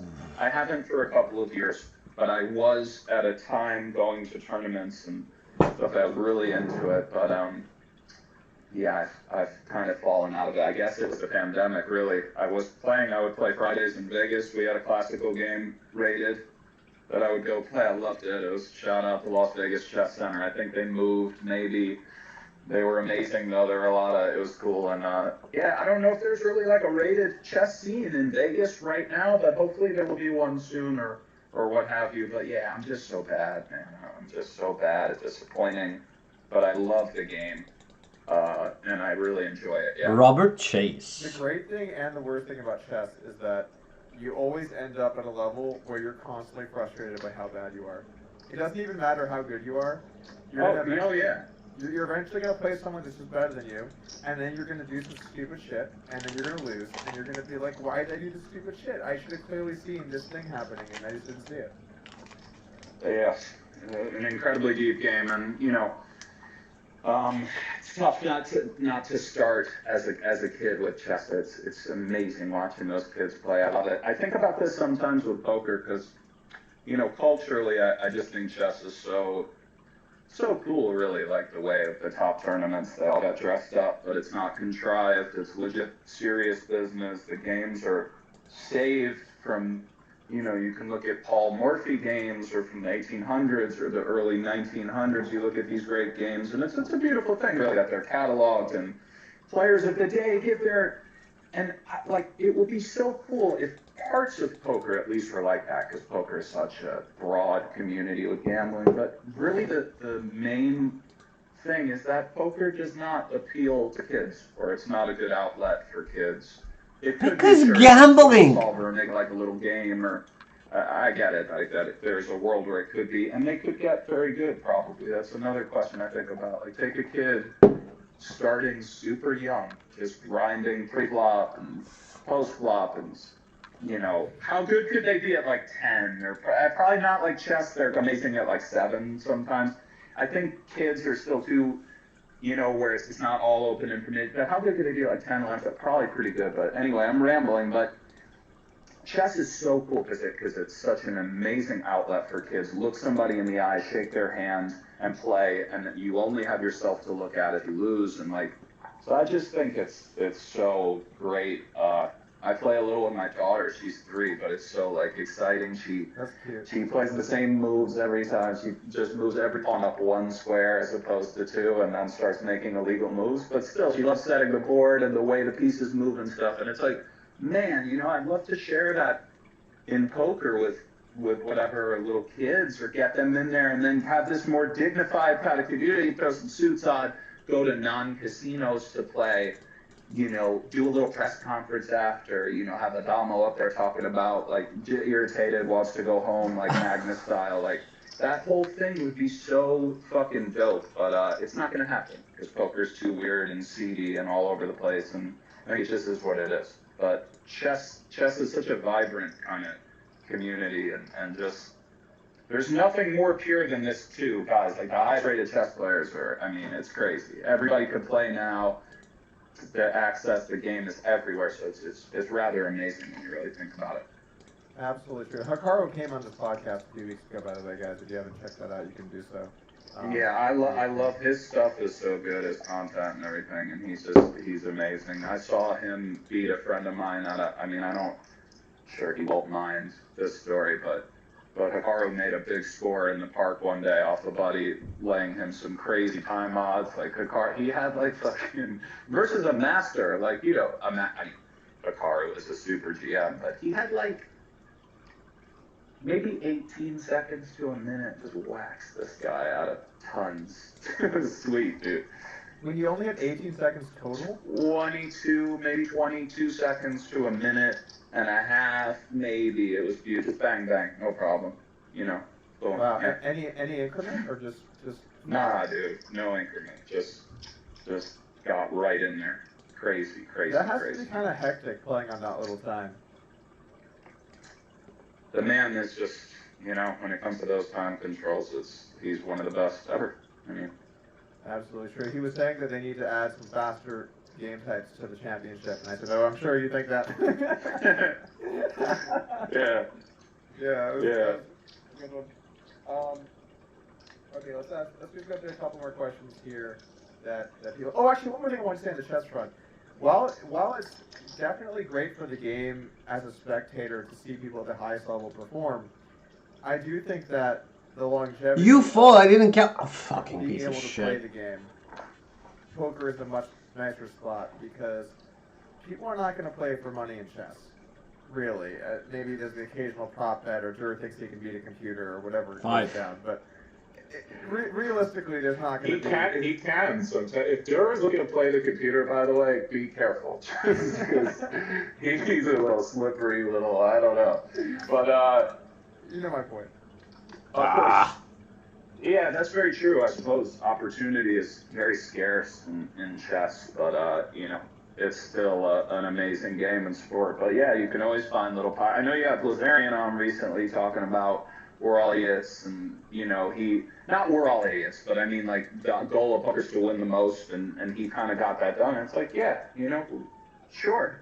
There's no argument. Like if you go win tens of millions of dollars, that was a successful endeavor. But again, this sport is so all over the place. There's no clear path even. So that's all true, of course, you know. You guys are actually I kind of entered the extreme where he is. Well, and I wouldn't say that you're purely about idealism and playing the game at its highest level, but I feel like you really appreciate playing the game well and what it is like at the higher level. And I feel like he is solely, it's about making money, whatever it takes to get there. And I think that I'm a little closer to where you are in terms of appreciating the game for what it is. Well, I've always been truly enamored by greatness, like the real deal, the best in the world type stuff. You know, sometimes they're very eccentric people or ruthless people, or you know, but whatever the case may be, if you've really walked that road, and so that's always interested me. But if it weren't for commentating and stuff like that, I'm not this like. I don't know where the course where I would have ended up, because I really am kind of a gambler trying to earn, and you know what I mean. I want to take my my craft seriously, but I'm not this like deep intellectual sort of like. But I fell in love with it and grew to really appreciate it. But I was just kind of going through the motions for a long time, if that makes sense. It's just what I always did. I didn't give it thought like that. And as you touched on a while ago, the idea of who stands where in poker was much more mysterious back in the day, and it had some real je ne sais quoi. Now it still does, but it's different. But yeah, and like Dan has some points too. Poker players aren't incentivized to say we're great or we're really trying to be great, or a little bit. A guy like you really was very successful doing training content and stuff, so your reputation is important in that regard. You also beat everybody you played and are one of the best players ever, so it's justified. But we don't get sponsors, you know, like Jason Kuhn should be out there. Well, he's a bad example, I guess, GG, whatever. But like these guys could have like you wear like a Reebok sweatsuit, get paid, but it doesn't work that way because of it's just not that kind of sport right now. But so it's like my whole thing was always to try to seem like I'm not that good, or I'm more hustly. So I know what he's saying. It's like why should I parade around saying that I'm looking at the solver and that I'm doing this? What do I have to gain really from that? It's good to be honest and have, you know, conversations, but it's just kind of like, you know what I'm saying? Because I don't. Yeah, so maybe dude, all those years of trying to get to the top of Heads Up, obviously that's quite public. My first sponsor was CoinFlex. You know what I'm saying? You know what I'm saying? You know what I'm saying? So all that's those what years, I'm saying. It was, cool story. You're really good at this. How about you don't play in any game ever? How about you never get a seat anywhere, and you're actually frowned upon, and you're a wizard. Like it's your fault that you're fucking great, that you've retained the way the spots work. That's you're like a bad guy now. I mean, it's like it's weird, and I love it culturally in other sports. You hear a boxer, what have you been up to? Just, you know, just working, baby, just or like in combat or other sports, that hard work, it's like, that's like a celebration. It's like a lifestyle, you know, hard work and dedication. But in poker, it's almost like just like whenever somebody starts with that, you know, you don't want to, because it's like, it's just different. So it's like, but yeah, you know, It's different. It's a just do it at degenerate your own- game. It's not Yeah, sports. I don't I'm know. not playing It's sports. like we're all playing this facade. Like we're gonna pretend that the whole point of poker isn't to win, and winning means that someone else loses. And so I get- we're just yeah. gonna dance around that endlessly. And then the moment someone seems good, we just try and make sure they can't play because someone has to lose, and I don't want it to be me.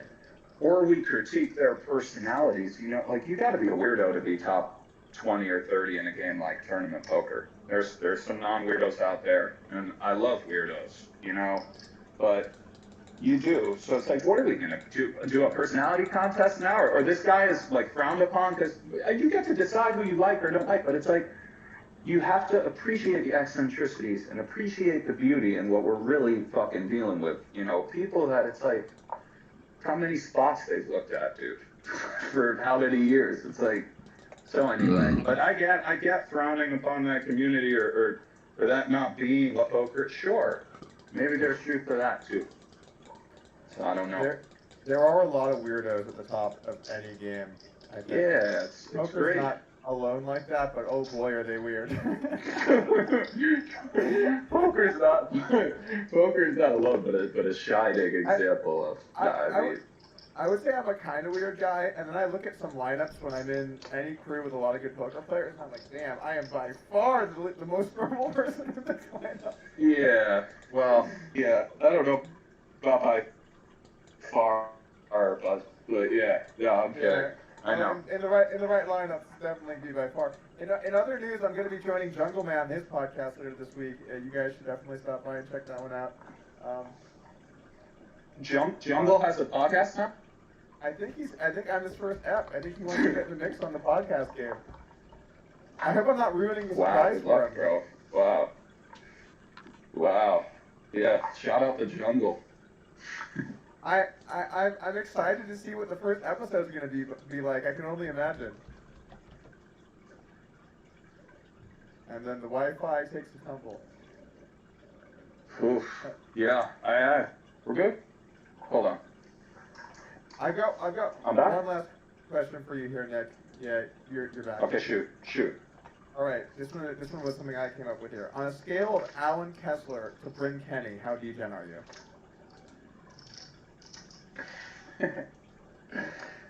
you? So Bryn Kenny's the most degen, I guess? How many guys in the tournament or poker world are more degen than him that are actual mainstays? A lot, dude. A lot. Who's more degen than Bryn? I'm not going to name names, but I mean, I haven't known BK dust it off in the pit or on, betting sports or so on, and he's not, But yeah, I'm a little more on the BK side than the Alan Kessler side. Yeah, but nothing crazy. A lot of it is shtick. I'm trying to have a nice life too. I'm not trying to throw my life away firing on the ponies or whatever. Like a lot of it, I'm just joking around. I have those old school, yeah, don't get me wrong. I mean, we might not be cut from the same cloth as gamblers, but I'm trying, I don't want to be a self-fulfilling prophecy or anything. I like to joke around, but there's some truth to it. Yeah, I enjoy a wager from time to time. I like how you took that and you went from on the scale of Kessler to Bryn Kenny, and then you made it about how you're more degen than Bryn Kenny. That was basically the takeaway from that. Yeah, that's right. So on the scale of Alan Kessler to Nick Schulman, where would you put yourself at? That's right. Yeah. What's the biggest percentage of your bankroll you've had on the line in any particular game? 3,000%, perhaps 3,000 to 5,000%, I would say. Yeah. That qualifies. Yeah, I think so too. How did that happen? Borrowing money, man. I like the Steelers tonight. Fucking can just or somebody putting me in on the finger. Poker spots where I'm not getting staked. I'm just borrowing and firing 100% of myself, and rich friends, baby. That's all. Yeah, but I mean, yeah, I that's can't just, tell I'm if we're just, fucking I'm around just, or not anymore. I'm being honest. Over the years, yeah, for sure. I've done things like that and had people willing to kind of just go get them, Nick, you know? Uh, I've had a crazy life, kind of, man. Yeah, no recommendations here at all. I just, Down I again. am what I Down am, I again. guess. Down I guess again. I always just viewed you as pretty rich from poker. Um, maybe that was Not wrong. the, I'm not even a winning player. You know, I mean, yeah, I did well over the years playing cash games, and I've made some mistakes. I've done well in tournaments, and I'm going to try to keep doing well. Yes, I've had my share of ROI or chips come my way, but I've made a lot of mistakes throughout the years, and also had some bad patches, just both as a player and just as a gambler. And but yeah, I think I've won a little more than I've lost, and I'm going to try to continue that trend, hopefully, in the coming years. Try to accrue some real wealth for myself. Fuck it, I deserve it now. You know, I feel I had some issues around that, but I feel great now for years. I want my slice of the pie, Doug. I'll do anything, buddy. I'm ready. Time to get your slice of the pie. But It's grindstone.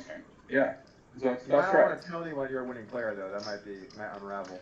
I thought with commentary I'd get in all these games, by the way, like I'm like the, you know, but it was the opposite. It sucked. But anyway, what am I gonna complain? You know, I'm gonna sit here and fucking complain. All right, thank you, bro. I've heard people complain about things that are less important. I suppose not much less important though, but yeah. I do think that it's kind of messed up that how normalized it's become to just not let poker players into games if they're good. But well, that's especially a whole, in public venues. That's a whole other conversation. That's one that I used to really feel strongly about, the sanctity of the poker room. How could you guys do private games that's so tacky? We're playing the Rex. That's another such a cringy term to be like, just have some fucking class a little bit, you know. But it is what it is. Like I wouldn't want to play with me either if I was, you know. I wouldn't. So I get it. And then like it actually really just is what it is. Nobody has to play with anybody. What are these? Nobody owes anybody anything, Duck. You know this. Yeah, and now as a poker club owner, I'm starting to think that maybe some of these practices make a lot of sense. Well, I mean, just try to toe the line, my friend, down there. What is it, the Lodge? The Lodge. Try to toe the line at the Lodge. I'll come down if I'm in town. Where are you guys at, Texas? Cool. Yeah, we're in Austin. The room's in Round Rock. It's a little bit north of Austin, but yeah. I love Austin, by the way. I'm due for a trip there, so maybe I'll come through. Yeah, that'd be sweet. Good to catch up. Yeah, man. Thank you for coming on the pod today. Well, of course. Thanks for having me, bro. Let's talk soon. Yeah. So, anything you want to promote before we call today? No. I'm down here because I'm playing the cat. Buddy. Nothing. Okay. All good. And thank you guys for tuning in and putting up with our horrible technical difficulties that we had today. Yes. Apologies for that. It was on both sides. It was me and Nick. We did a great job. Why are you so anxious? Unbearable for you. The cat? Yes. We sat through it somehow, some way. Thank you guys for listening today, and I'll see you next week. Charlie Lee joins the podcast. See you then. Well, we're gonna check this back. We're gonna check this back because, yeah, we whiffed the flop anyway. Oh no, we're done with the hand. We are done with the hand. We are done with the hand. That's fine. Are we scared of being down $9? Yes. Brum brum, brum brum. Aces on a small blind. Gonna raise to 10.5. If anybody open 11.5. Let me see. What's my randomizer? My randomizer says 79. Fold. Fuckers. 1. Now I have to open to 6.5.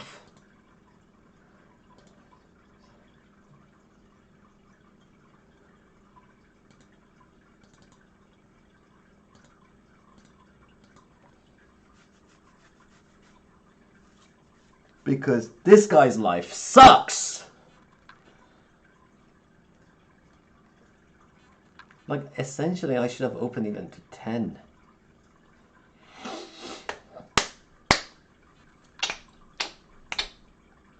We consider that a open sort of a thing, huh?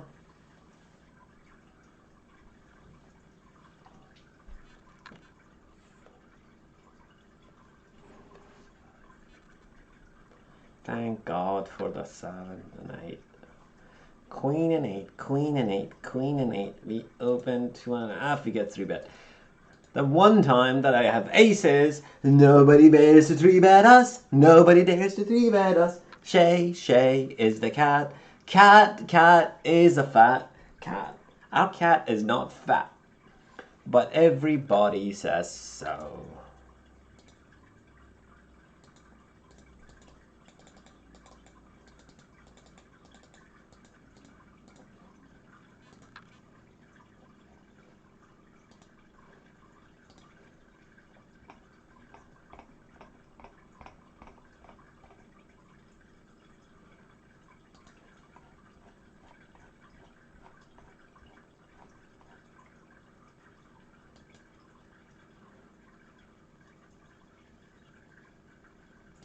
Home.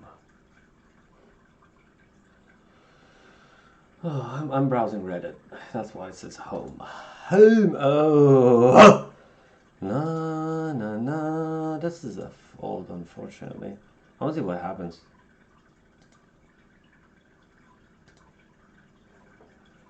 I want to see what happens. That's what I meant. Stay. Oh, fucker. Navy Spades. King 10. It was cut off. I could have played that one. And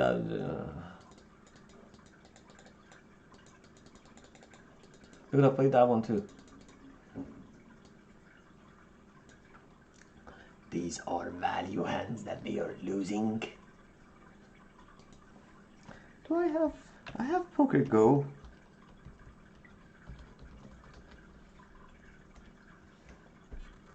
Oh, it's 3.5 we don't.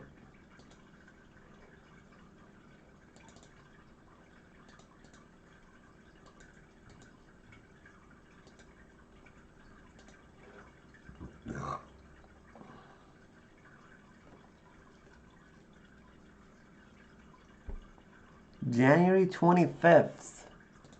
Oh.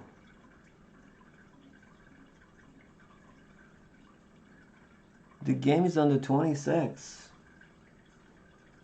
Phil Hellmuth and Tom Dwan are going to play against one another. Good.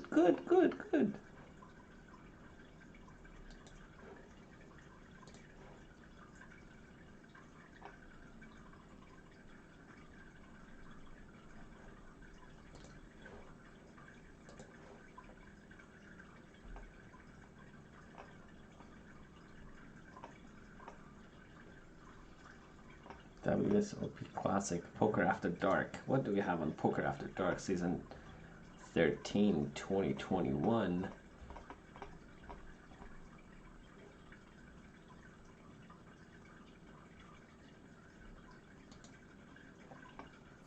Tonight. Shut up.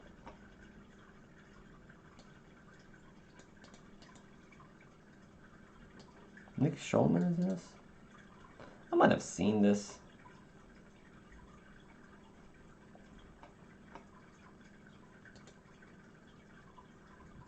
Nick Wright. Oh, I was going to do that.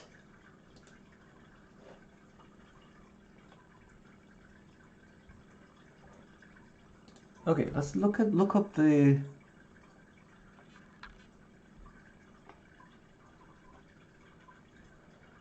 Jungle Man podcast on poker.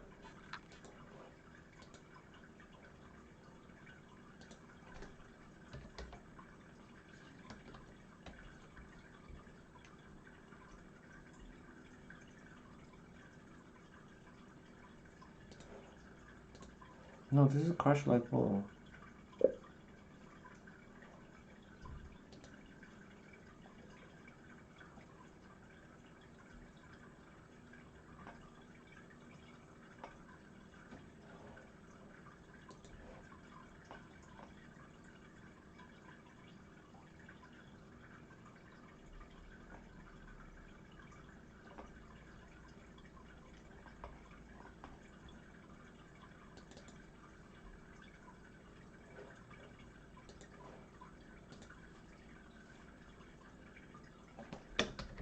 I guess to Google this.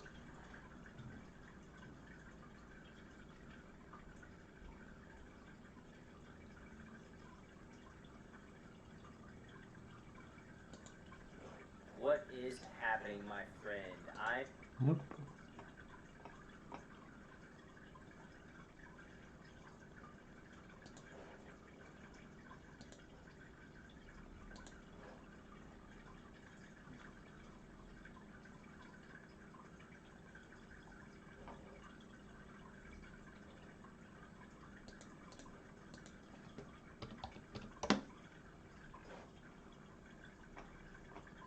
Terrible flop.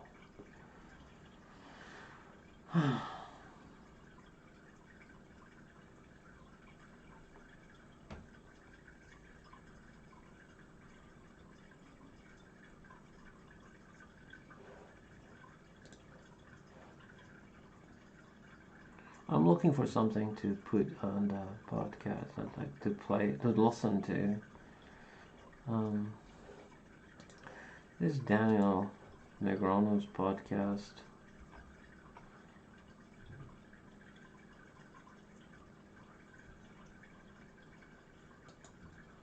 Daniel Coates Jones Run It Once. Interesting.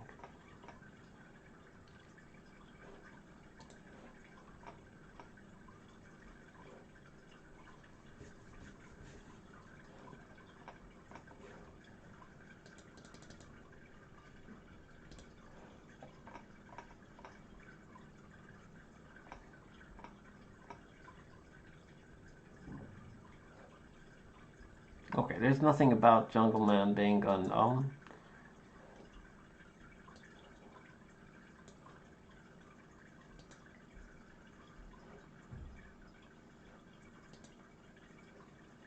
On Poker After Dark. I love poker.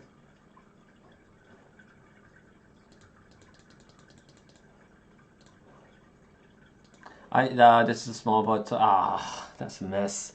I was dealing with something else. Damn it. Let's see how we can.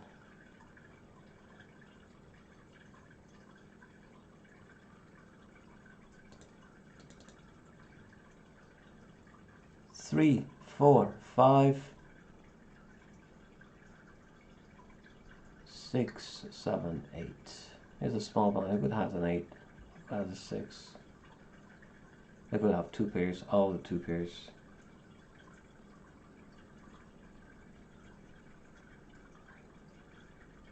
Too fast of a bet. Okay.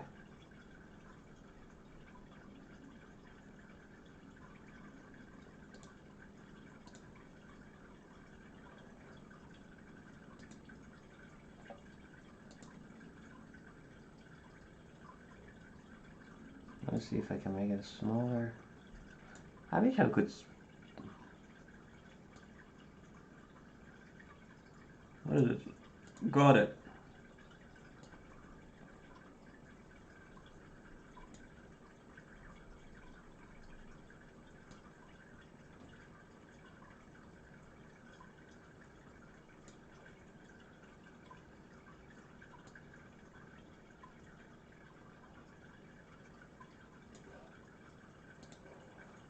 We obviously fold that one.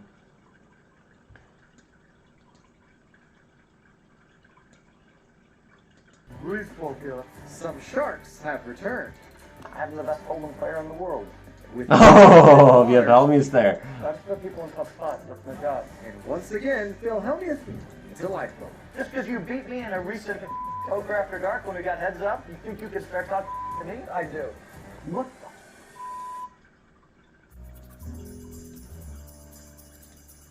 All right.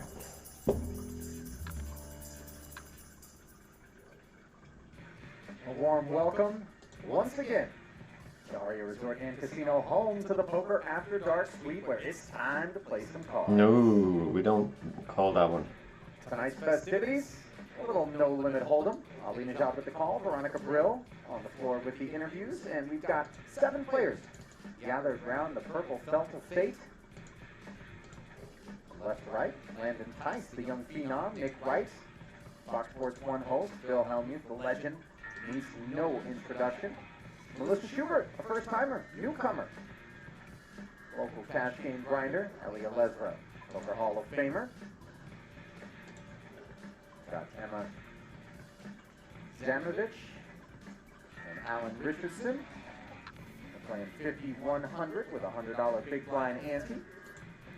That was great, but I have. Usually the guy that objects is Phil, so if you pass by Phil on those 8-3 or 7 deuce, boom beat. So it's begun. Our first hand together. So it's begun. Oh, and Ellie, of course, is in there. He's undeterred. Looks like it's not our Give me a listen. These are the cards. Oh, Right back in the saddle, with 8-9 Yeah. suited, as Landon Tice was the pre-flop raiser. A 5-way affair, button both blinds along for the ride, and the flop is King Jack 8, Rainbow. Lesra with top pair. I played a cash game with Ellie in the studio about 2 years ago. Fired He and 1,300. I won one pot between us. Like 2 hours, remember? Well, looks Yeah, like that guy. looks like you guys are about 2 for 2. Yeah, You guys are 2 for 2 right now. Everyone else is gone. You remember when JRB called up 100? Oh my God. 15,000. What was the cost it? Jeez. I had aces. You know what? It was close, Landon. Yeah. But you have 2 to for know 2 is they 11. announced 3 more hands. Hold on, let me tell the story. They announced 3 more hands. Quiet now. And it goes, each straddles, and it goes, call, so the second to last hand or something. Ah, And I look at aces, and I'm like, can't raise enough to get everybody out, so I smooth called. And then it got to him in the big blind, and he made it 6,000 more. Got him. Nobody called. No, I played. 6,000 to 115. I just moved on. I'm only in 10K, I'm up 100. Now, Landon, Phil was sitting here, JRB, and I was sitting to JRB next to him, and I move in, he takes 7 minutes. And he had his hand in the muck twice. Yeah. Like, was ready to fold I twice. think he saw some relief in my eyes when he was ready to fold, because I was just relieved that the 7 minutes was over. And he took that as weakness. If you haven't seen the hand they're describing, find it and watch it. he knows the guy. I want him to turn over 8-9. No, Alan knows the guy. He said, what would do at this spot? Eddie King, he said. what table? It's just such a soft table. Random Tice against like. That's what he said. What do you do? Eddie King is a big gambler from the East Coast. I don't think he's folding that. Elmi's getting sandwiched by Emma Z. No, Eddie King wouldn't call it this spot. I took some insurance after. Blind I was in this 10K, box it suited. was 230,000 in the top. I have a funny insurance story. King 9 deuce was the flop, so. I remember He had, that. what do you have? He had ace jack, had ace jack. So, it's almost two guys you can get. You were playing televised Yes. price takes games, Amongst the king queen, and Brandon the ace has goes down too. Yeah. and Take it, Emma. this story's got a good ending for you, Phil. It's not gonna sound like it, but it does. So, Instead of letting you know beforehand. you take forever to get insurance, and you end up getting it from Brandon. And the insured was 36 to 8. And then the card ends up coming, whatever the card comes, is a chop. And you say no insurance paid, it's a chop. But that's not the price you quoted. You quoted it as if there were 36 to 8. And so I saw it when I was rewatching this stuff, like 3 months ago. And Brandon and I follow each other on Twitter. And I DM'd Brandon. I was like, I think Helmuth owes you 10,000. And he said, he goes, I know exactly what you're talking about. He goes, the next day, Phil walked up to me at the casino and said, I think I owe you 10,000. That you guys had misdone it, and you paid him. He said in the real time, he didn't even realize it. And then you came to him the next day, you paid him. Yeah, I am famous for like when there's a dispute in the poker world, and then sometimes I've been screwed a lot. you know. But if I get screwed by somebody, like it's a bet I won, but they insist they won, sometimes I just pay the 5,000 and just mark it in my book, never dealing with this person again. You got me, but from a karma point of view, you probably never bid another pot anyway. So, I mean, and I'm like, this way my reputation can be beyond perfect, you know, and what is that worth? How many pages do you have in the book? What? How many pages? He has 5 books. No, that book. Which book? The book you put the cards The Notebook. You know, couple. Scared me there. Back to the poker. Schubert opened with ace-10 suited, got 3-bet by Alezra and Emma. 4-bet. Her ace-jack suited in bad shape. Oh, there's a great. My randomizer was 95. 95! This is 97, so we open to 2.2. Usually we open from 2.2. It's... Okay. I don't want to... It's too technical, too boring. It's I have a list 50-50. of those people. Essentially. There's a list of people that come up to me. I'll loan them 200 or 300, and I have lists of. But yeah, then I never. Zamovic, Alezra, ace queen, ace jack, diamonds, alright. We are playing? Are we playing the ace again? When Phil approve it, then we... We're not I'm playing. approving the game. No. Wait. I put the Phil out. Check. Unlock the door. She's Of out. course you check, it's not special. What No, do you that's the think? Phil out will do it always without, Right. you know? And you met Check calls 1,000 and promptly fakes the I think queen. you regret checking now on that turn. No, then I... You can't go. But I honestly think... It just means you're checking, right? Doesn't mean anything, I'm just talking to you. I think like you deeply regret your check. Wow. So good. You read my soul, right? I'm so scared Lay now. it to the board. No second No, I barrel wouldn't go out of that Emma. far. But it's an interesting one. You should have checked dark again. Why would Langdon doing this for? It was always bad. What do you have? Yes. I see a shadow. I see a shadow. Wing shadow.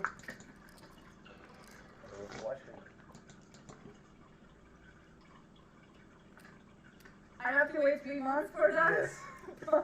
Yeah. Queens! 2 queens in my hand! I don't know if I ain't saying I ain't telling a soul.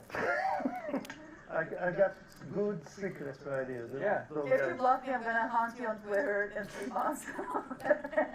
So half the table knows what happened there, I but said, in the end, I hate this already. Steinovich made the right Welcome call. to your life. Arlington called my hand.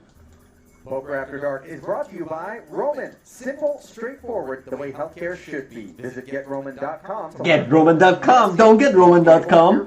Roman gets you. Today for the best Manscaped. grooming. I don't want to do ads here in my channel. So let's poker go. Don't run ads. Dumbass. Had such a good time playing a pot together. Dumbass. Might not have noticed that Alezra Check in the dark for no fucking reason. She read your soul like a typewriter. Typewriter doesn't read. And the next company that'll go public, I'll probably just buy 100. Oh my god. Because, Now Helmut is promoting I shit. mean, if you get 10 million out of the deal, then you better. To me, you know, of course, the CEO himself made 200 million. This is sniper now. Alan, But- am I wrong saying those high quality watches hold their value pretty well? They actually do. The market's... Mine doubled, right? You just watched them double. Yeah. Woo-hoo-hoo-hoo. It's just sitting somewhere in It's sitting somewhere in my where it is. house. Don't You can't even wear them. He's buying them to match. I don't even wear them. It's true. Alan went in with King Jack suited. Started. Alezra with the 2 queens has a beautiful flop for his purposes. As Alan's going to be That's trapped. what I told you. Like, Top if pair. you're like, I mean, it comes back the other way. You might win it, yeah. Alright. I might be ahead right now. A humble watch collector. $1,100 bet call, and now Alezra barrels again. This time 2,600. I don't know if you can be a humble watcher. You just don't talk about it very much. Alan calls again. Needs some help. What am I looking for? I'm looking for doing something more fun. Order was straight on the board, however. And then you're humble. Yeah. And Aleza's still barreling. You just don't show I know there's queens. Downsized to 2K. You did. God, this is What's, scary. what's the phrase? The dog's been long, You just told me that you, my a hand. long time. That's the Streets kind of of value. You know what you have and it's never. Alan, I had a feeling it might have been Queens. You have to be polite. How about Dog got Wednesday? a Eli, long Wednesday, Wednesday. when I raised you and you went all in and I said you have a flush on You dead, did. I called. You Well, it was awful. The dealer said you won't go once or twice. You can do it infinite. Doesn't matter. He wins all of them. I was not that. Like He's you been were. suited for Landon, Clearly. who's been receiving tutelage from I would our have partner in the booth on many occasions, Nick I Schulman. don't think you lose that much. Jack 9-5, because I'm gonna raise the flop, and immediately you're gonna be like, kill this queen. First hand you played. What you did to me in the last The first hand you saw? No. Well, the first one was everyone called. This is like the third You hand. have 80,000 That's all the you one. and I got one. That didn't count. Richardson defending with 7 deuce off the bottom pair against top pair. He just checked, He lost called, check, 12,000 called. only. 12,000 only. He flopped a set, and I turned and I made a got the split on the turn, and I thought I'm going to make so much money, and in the river he just showed me, and he called me. Richardson Oh, you folded on the river? heels The for river he 50, folds. doesn't improve. One of the best laydowns of the year. I flopped a set, he called a big bet, hit a belly buster. Only belly buster hit. So I'm sitting on my set, and something was wrong. I'm like, I know he makes great. This is brutal. So then I folded on the river, but I also said out loud that everybody on the planet's gonna be mad at me. All the kids would have snapped it, right? everyone will call you. How much was your river bet? 3-9, he flopped 3-9. Allen called 800 on the turn, and now he comes out barreling after Landon improves to ace and queens. But I think I won 300 that those 2 days shooting. Actually, Ties. Makes it 5,500, not buying the idea that he was up against king at 10. That's true. I've won. Every high stakes poker after dark for the last 6 years I've won. It's only money, especially when you're the ripe old age of 22, as Landon is. Spent a couple of years in the Panhandle, And I just won Tallahassee, Florida Felt to State, me like, before dropping out. It's got over $250,000 in career tournament earnings, he has a bigger and has a 20,000 hand heads-up match. I don't know what he has. I'm folding. 200, 400 no limit against Bill Perkins. I lost another $12. Lesra mid-raising on yet another occasion, as the straddle is not on. Worked out well for him last time. All the time. Much worth 200. Jason Mascara is the first one I ever seen tournament. I play a lot of tournaments. That he was Stream. only doubling the big blind. Oh, really? Yeah. And then, I love poker. and then he caught up after that, you know. I mean, I'm looking at you, I'm not even glancing at you. You already got him figured out. I already know. Trying to figure out how much you make it. But you're gonna call me and you might have You got 2 people that are definitely calling you. I called. 2 people were definitely calling you. Pretty sure, Ellie, you were folding. So. It looked like he wasn't going to do that. But Alan might have the best hand and might call me, both. Choosing to flat. Now he effectively has second pair on the Queen 7-4 board and leads right out. Fortunately for him, not one but 2 players have a 7. The trouble is Richardson has a diamond draw to go with his. Whoa. Only because Philly said I had the best hand. And you really It's like I'm not even. I don't remember what I have. You're just gonna beat him out of I mean, you know, see, they're more than I am. Don't worry about it. I mean, it's like You're just trying to help I'm everyone. sitting right next to Phillies. Like I know what Ellie has. I'm worried about it. Now I know, you want us to talk about how you called 100 out of the small blind and we're supposed to look at you? What? Huh? No, of course. talk about it. We can talk about You were out. It was no disrespect, but you called 100 from the big blind. So I had to read 2 people in this hand. You, I already knew, right? We're irrelevant. See, now this is a hand that I was going to raise with, but everybody else on the planet raises with. But you said I already had the better hand. I was I'll take worried the under you on might have. everybody else on the planet. The ace jack of diamond. I do not have ace jack of diamonds. Woo. I'll take the under on everybody else at this stage. It's okay to play poker like that. Phil said he read my hand. I know he didn't have me beat when he led into this spot. But he did say I have the best hand. You know I didn't have you beat? Yeah. Is that what you said? I really hate when Tom takes so much time.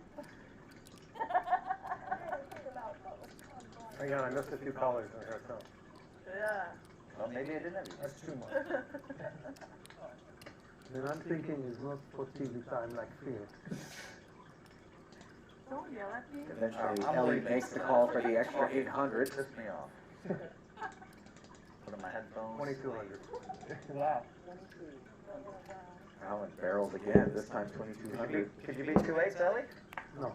Could you beat 3 You got lucky in his. Wow. You got He seven? doesn't. I was worried you had. No. Yeah. Wow. Or eight? Oh, that's a double victory for Alan. He beats Ellie out of the pot and makes Phil think he made a good laydown. Spoiler, Phil, you did. What's the smallest stakes that the Chinese would? Oh, I can play quarter. I can maybe. Yeah. But if it's me, it's like 5 grand. I came against Utah. I was hungover from gambling all night. I have the flu. They food poisoned me. I was up all night gambling. Yeah, you did it. They did it. All my stories, all of these legendary stories are just lies. Zajimovich. Landon, there's Come also no on, Santa don't Claus. try to destroy the image. Easter Bunny's not real. Ellie said he has the flu. He He has has the the flu. flu. He has the flu. Oh my god, you live in such a... Hold on, what's the clothes that she's wearing? She's wearing a sweater that does not have neck. Zimovich facing a 3-bet out of Melissa. Lighting it. Alright, look at me now. Lost another 600 in Don't there. judge me though, don't judge me. Don't ever judge me. Don't Flops judge top me. pair.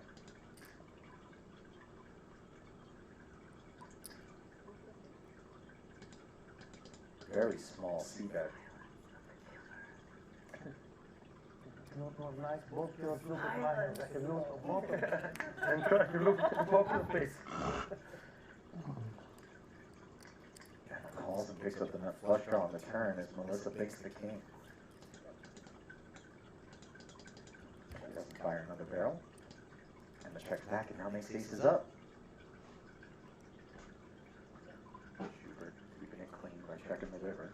She will be facing a bet here though. Dun dun dun dun dun dun dun dun dun. That's a fold. That's a fold. That's a fold. Raise. Can you toss somebody something? Awesome. Overbet. What's that, 3,000? 24. All right. Hello, Holy lovelies. Melissa says call. Well done by Emma. Recognized that there would be some polarity behind that figure. The old why so much.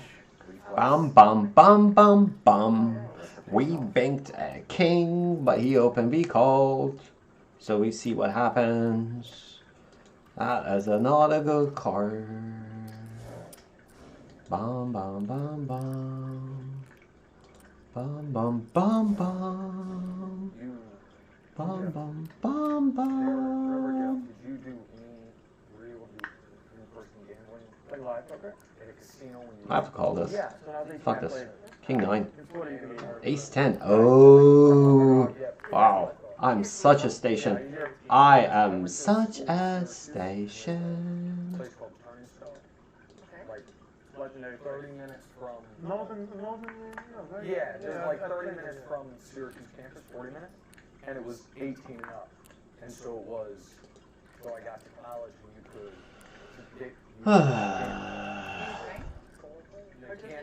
They do sell drinks, but you have to be 21 to drink. Wow. Schubert picks up 3 callers after opening the 300 with ace 10 of clubs. Flops top pair, but she's up against bottom set. You have to play like Ace 4. poker, like poker. Richardson had bottom pair, and he's got a flush draw.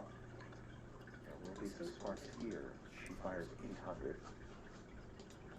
Emma with the easy fold.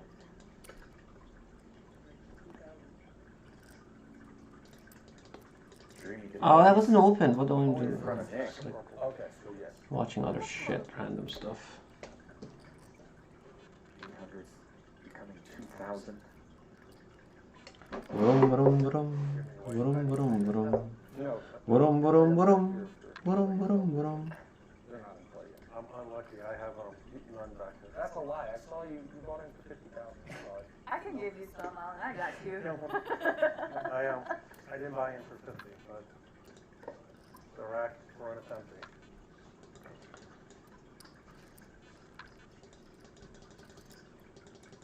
See that look on Melissa's face. The cold call from Nick is cause for concern, let alone the raise from Alan. What's she gonna do? Just 2K behind.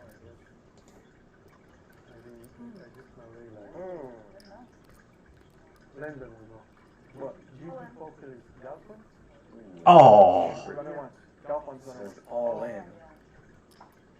Of course I know. That is not open up for a raise, does it? So no, so the, it's 150 short of opening up for a raise.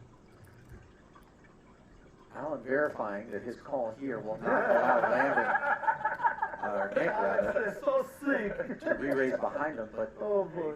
just the inquiry. What? That's Leave your the fault. girl alone. Did you get your tip money back? Oh, that's your fault. You should have Might made it be. 1,900. That's, yeah, you're the one. It's Fine, all his on range. you. Yeah, we're saying not that smart. All right, let's sit down. Let's sit down. Let's sit down. You didn't think about it? 3,000. I wish you just pulled it down. Imagine. That's for me. Yeah. Yeah, yeah. I'm not Same, feeling, same rule I'm applies. not feeling great about my house. Be positive. Positive. Over 10K in the main pot, and it is complete. Don't get held. Relax.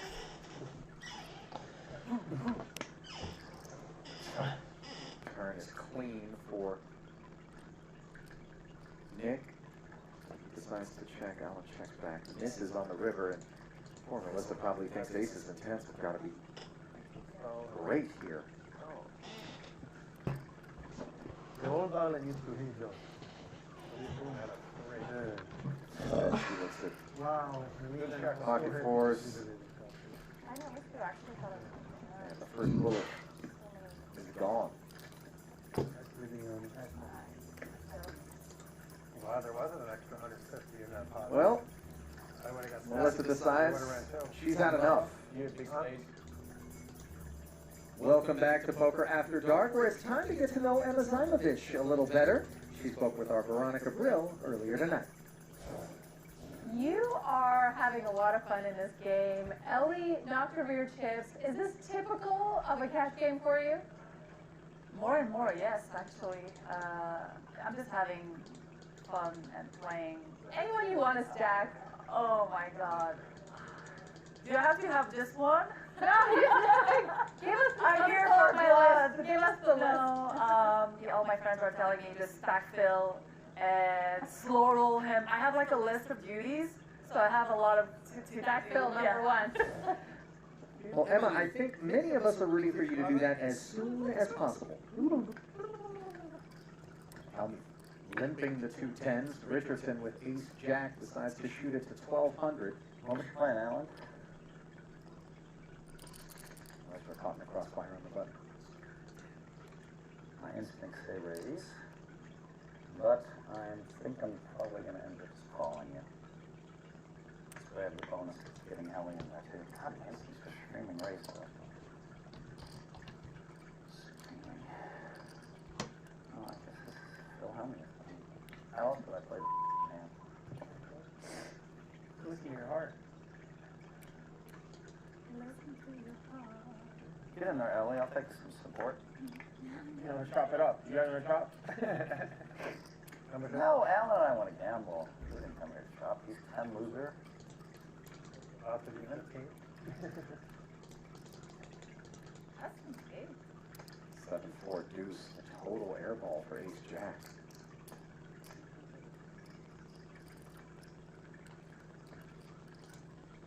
That's 1,500. Call. Flats. Well, it has 6 outs to improve. Deuce pairs on the turn, and Richardson promptly comes down firing. Yeah. About to be 17? No, more. What? I mean, you know I have a pair at least 10s, right? At least. Well, you should know that. The rest of the people know that. That's why I went after that. So yeah, I have at least 10. No, I know you don't have guys. What's going on here? The last cash game I shot, they picked up 10s and 8s all day. Alan's crazy enough where he's just like, he doesn't know. We have ace, king of spades, huh? I turned a flush draw. I do not have ace, king of spades. Ace, queen of spades. I do not have any. No spade? I don't know if that's permitted. I think it's just no two spades. I have no spades. You just checked. Do you want confirmation? What the fuck happened to that hand?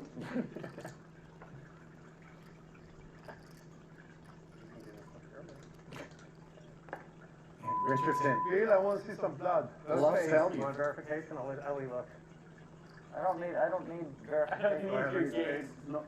I want you to show me a bluff so that I can pick you off in 10 minutes. Show it. Show it. Please. I can't show them. Okay. Until he's lying. Well, maybe you have 9s when you're just dead. Maybe. I think he had two. had 10s deep. I think he had 2 jacks. 2 red jacks. No way. He doesn't bet that much with jacks. 2 red jacks. 21. One right? One red. One right. Okay. One black.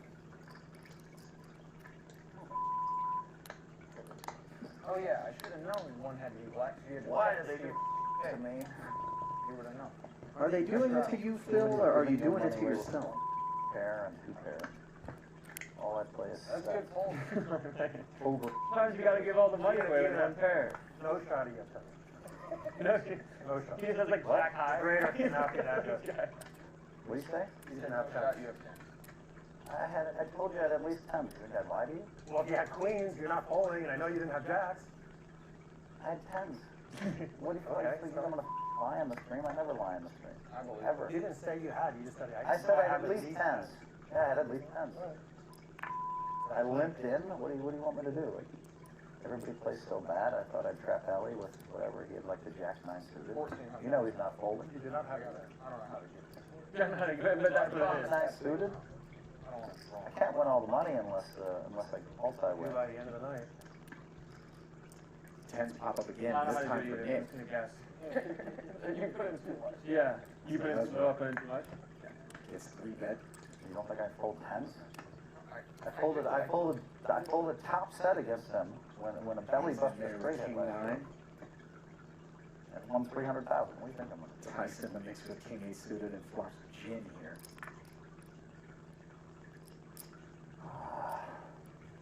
22. Good jacks. At least one. $2,200 C-bet from Nick. Called by Landon. You don't want to say. Okay, I'm not going to tell you next time. I always tell my hands. I'm always honest with people. But you want to play that game with me? I'm not gonna lie. Look of concern on Nick's face. Me and my hands. I will not tell you. What is your question, sir? I said, did you have jacks?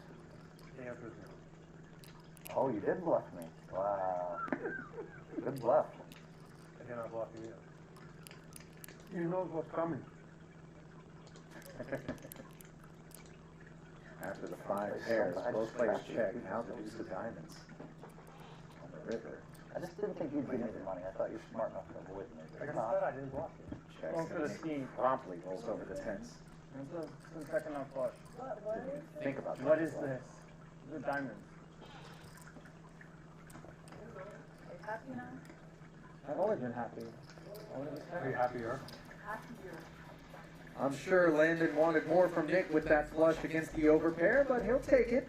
And we'll take a quick break. Stay close.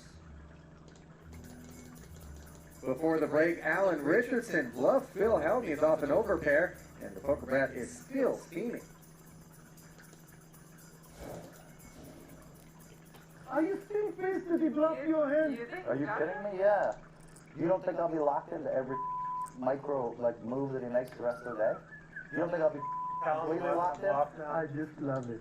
I love poker. Tell him it wasn't flush. I love poker. I breathe poker. I do everything with poker. 300. Have a poker white, yeah. That's True something. dedication to the game. Yeah, that's commitment. Yeah. That You talk to him? Yes. He said, let me talk to Nick. I said, I don't know Nick. And then he said, Nick's right. Okay, okay, yeah. Nick right, he's right Tracking here. on the left, 10, kind of flatted with these 2 3. tens. He's got a bone to pick with Richardson, and he is all but certain trying to bluff him. In that pot where he folded his 2 tens. Now Lesra in the small 3 to 14, 50. Get a what the f out of you? I mean, what? Some things are worth more than money, you know? Outrageous. Well, if you raise Wow, look at these hands. Aces, 10s, and kings. Alright, so now I gotta figure out how much that you're not calling. What a game. Alright, so that's one I don't have to worry about. get a room. I'm gonna make it 5,000 more. You showed up. That will be all this back. What do you think I have? I don't know, I didn't see the beginning of the hand. Not eight. I'm just curious, what do you think he has? I'm not supposed to say. Alright, well he asked you what you think he has. I'm not gonna show my hand. Okay, It I'll doesn't say matter. I'm all in. Yeah. Kings and aces. Yep. I knew it. you're a jack. You Two know, times. no. But I knew Elliot kings. Oh, you knew, yeah, you knew I have a king. I said it out loud. Check the tape. I said kings and aces. I said it on the tape. Check this, by the way, he's not gonna lie. I got clubs. Let's go. Can these people don't understand? The minute Ellie raised, I put him on kings. Cold deck here. And the diamonds are covered. Problematic. I have just 10 of diamonds. Too. Do you believe the players are getting it twice? Wow. Ooh, what a whisk. We're always. Turn, let Ellie try and get it. He burns one of those kings that he needs on the river. Don't have a king. Comes the second board. 10, Very uphill climb. 16. Stop, I don't even have that much. And the turn leaves Ellie with 1 out to You haven't chop. lost it either. Not there. Oh, this is mine too, okay. You chop it through. I'm not gonna put in more. 75, How am I gonna get my money? 95, 14, 15.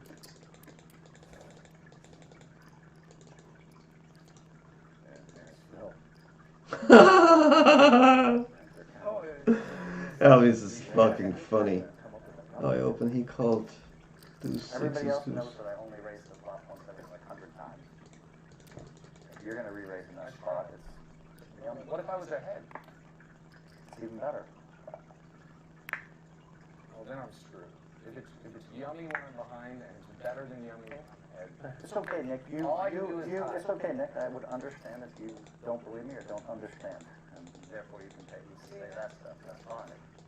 Now we're bordering on condescension and that's military. Well, I'm the best Hold'em player in the world. So you want to discuss Hold'em with me? What do you want me to do? Just say you're right? No, I didn't, I'll be honest, right, I don't understand. If you want to have discussions like this, I don't mind, but. Okay. What I didn't understand was how it's good for you. What I'm basically saying is that I haven't had anybody 4-bet me on a flop in like 2 years. Well, right, that was what Now I have you on my right. And it's still the I case. didn't 4-bet you, I 3-bet you. But I checked, If you had jacks, that's good for me. That's really good for me. that's great. That's all I'm saying. All I said that I didn't understand was how it could be good for you if I'm behind and even better for you if I'm ahead. That's what I said I didn't understand. It's talking about this seat, that's on the butt. I'm probably way level here, so. Top pair, top kicker. Gets flatted by the club draw. If you want to say, it can't be good for you this way and it can't be good for you this way. I understand what you're saying. We're done. She's got trips now. I'm also tilted. I'm very tilted right now. Can't wait. Which I love because now I'm going to just pay close attention. I like this.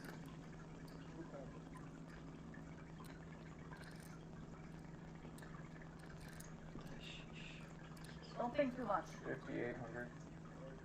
Okay. Don't think too much.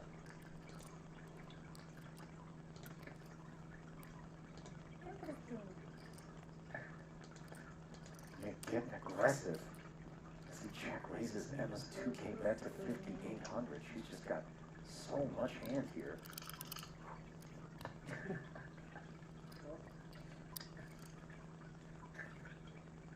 Using the straddle to start this pot. Might he have pocket deuces or fives? What he's got here is 8 high.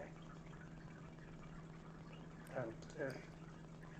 You can't help people. You can't whisper answers. I wasn't and looking down. at your stats. You can't just whisper. 10-ish. Oh, that's fine. That's fine. I have greens. No, no, They're that's fine. irrelevant. I No, no, won them that's all. fine. No, no, it's cool.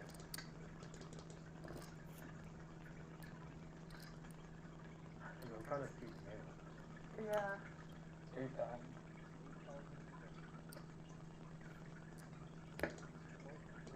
$8,000 river bet I have a gets good hand. that called by Yeah. Emma. I tried to warn you. No, you're right. He tried to whisper answers. I wasn't whispering. I was pretty vocal. And that is a big blow. 110 moment to Nick Wright stack. How is Shay doing? Welcome back to Las Vegas, and welcome back to more Poker After Dark. If I didn't have it shipped on my shoulder, just prove to people that I'm great, right? Because I'm a manifest How many pocket 8s and 9s can I gonna get? sometimes, right? Now I'm They're all- arguing. Now I'm That arguing. one's been open. Now I'm in here arguing with Nick, and Hmm. I am gonna get Alan. That's a given, right? Come on, Nick. Give me money. Or give me action. No, you said it right. You said it. That was Freudian slip, but you said it right. Yeah. Alan will try to stay away from me. You said it right. I'm gonna trap him so hard. I'm just playing again. I feel like people are avoiding some people. Like there's some dynamics There's for some sure. avoiding going on. Yeah, there's like some denial. There's some I denial. limped in with 10. What? There's some refusal going on here. I limped in with queens. I limped in with these hands for you. People behind me. I'm gonna stay away. Nick's got a little refusal on his hands Stay here. away. He's got He had a flop to begin with. Yeah, I'm he's not kind of gonna in a fold. bad way. When I limp with ace king. So just open fold. I might. Yeah. Seen it before. Fear of me. No fear of me. I'm not gonna let you trap me on TV. She made a 300. I made 8.8. I can't type 8.8. Flop, now 1,200 on the They don't turn. really believe it. Doesn't Atlanta, matter. they don't believe it. Believe what? So watching him complain for what, 15 days? They don't believe. They don't quite understand. They think they're safe. Oh. For now. Quite understand. And then The deck has a funny way of working itself out. Looks like a safe I haven't run out seen for much Emma. of it, though. Can't blame her for thinking she Not can much call live some poker. value out of this river. But Fine, So I've been told. 1,500. you're young. Let's see. it goes. I think you have ace queen, which I can beat by 1 card. That's so bad news. For one of us. Oh my god. I hate my life. Phil, I'm gonna become you now, I think. This is all it takes. Yeah, that's something terrible. Emma is being totally honest, and in the Yeah, I process guess is so. scrambling Nick's read. Oh.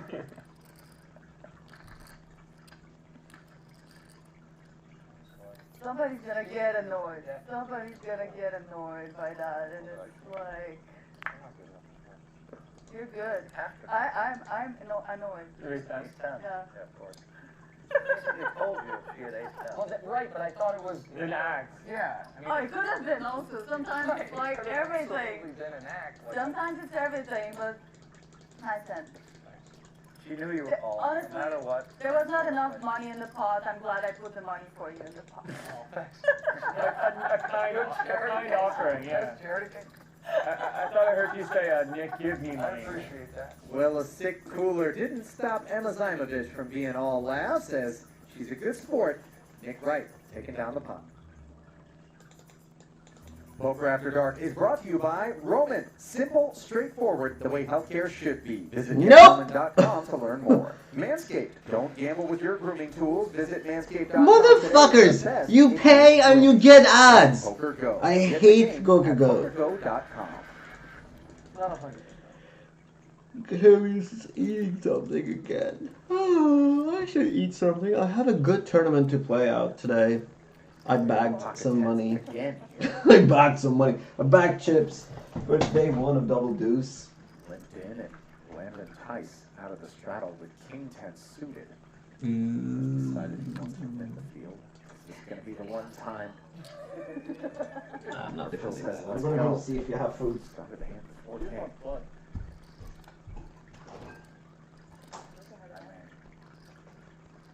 What the hell is going on here? This is goofy. I mean, I'm in such a weird spot here. What do I have? 410. She always buys Del Papa. Weird spot. We've eliminated one of the options. You got to do that all.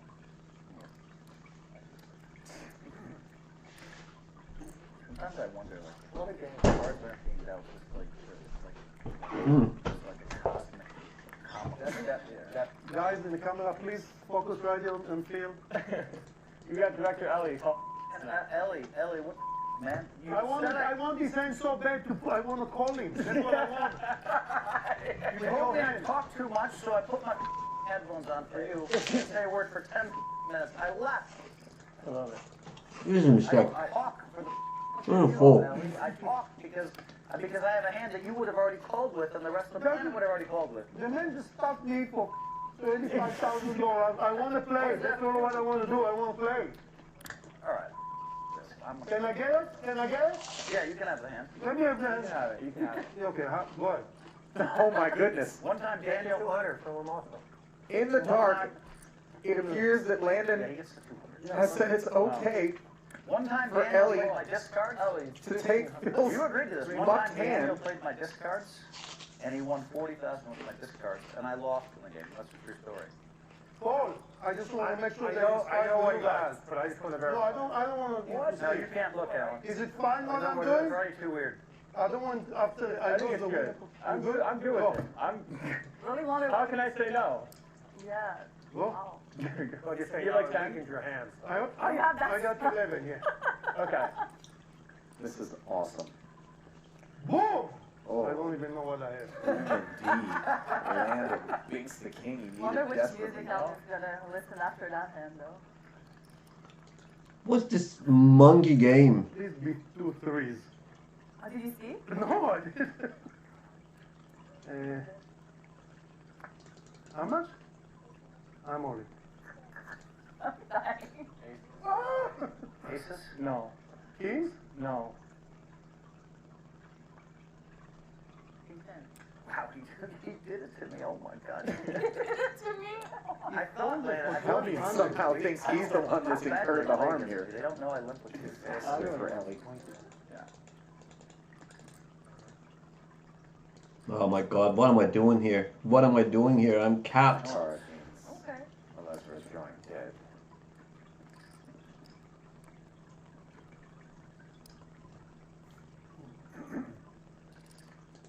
Yes.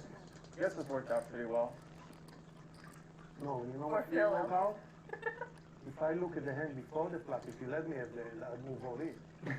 Yeah, I And then now I'm upset with myself, so I Yeah, won't but you play. bought the hand. You could have moved. I didn't think about it. I go play with mix, boys. Hello?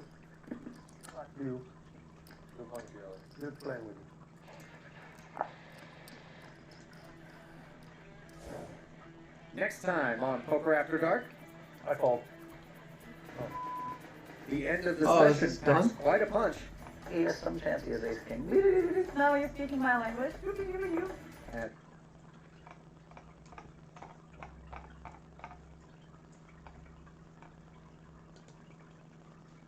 tonight on Poker After Dark, the end of the session brings out the fireworks. Can I have my hand back out of the muck, please? Nobody can resist showing their bluffs, I don't believe that at all. and Emma Zimovich can't resist getting physical. Can I take a help you all? my brain's like, ooh.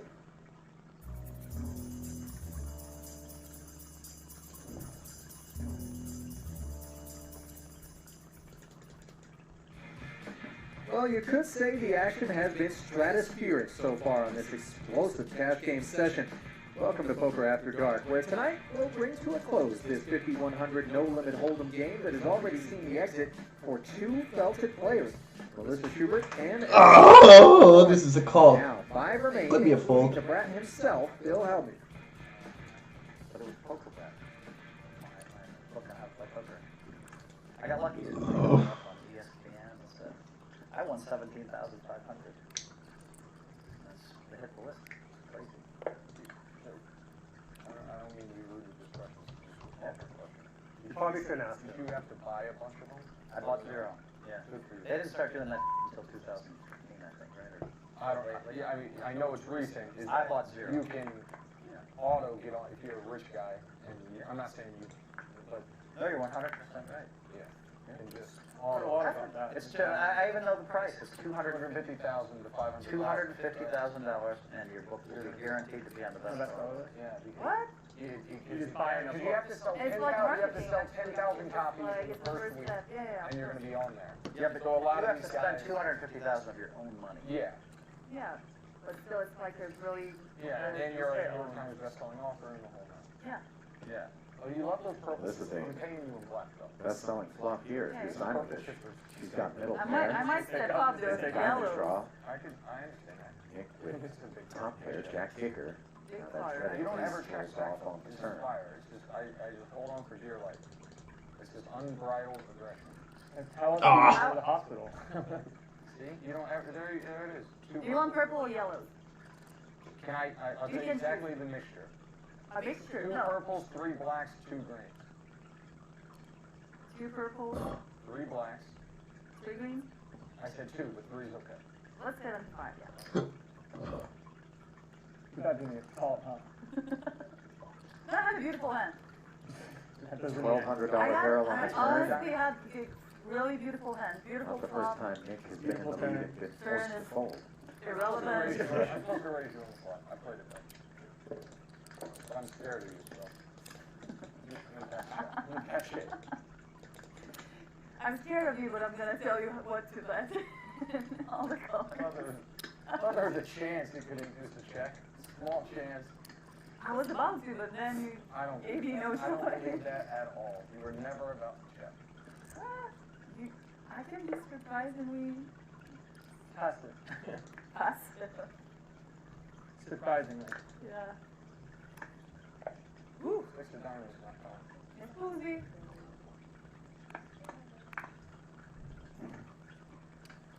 I fold. Fuck! Once again, he's initiated. I mean, I'm just gonna open fold. No, not it. Good. Allen. Raises. Action killer! Checks back on the flop promptly. Now thinks a 6 on the turn. Helmy do have the 10. He's for 250. 425. I can't even fold and move to another table. Yeah. King, queen, and good. Oh. Another heart. It's tough, and you need a 6 of diamonds.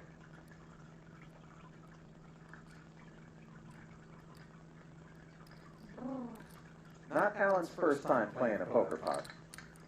Phil, do you ever show hands? Properly lays down the loser on the net. Yeah, I never show. I Yeah, never like, show bluffs. like, you That's never what show Jason's for. anything, never even. You can go back and you can look forever, and you rarely see me show bluff. Why? Because he doesn't want. No, I don't want people to No, see he what I bluffs all look the like. I don't time. want people at the table to see what I look like when I'm bluffing. Did I have a heat? How? Even if you see I'm me, not this generation, I'm old. even if you see me not put a chip in with 10s 5 times, it doesn't matter. It's like he has some chance he has ace king. I love that now you're speaking my language. I'm upset. At that time, my instinct said move in. Ugh. Didn't follow it. You talked me out of it. It was good. Did I?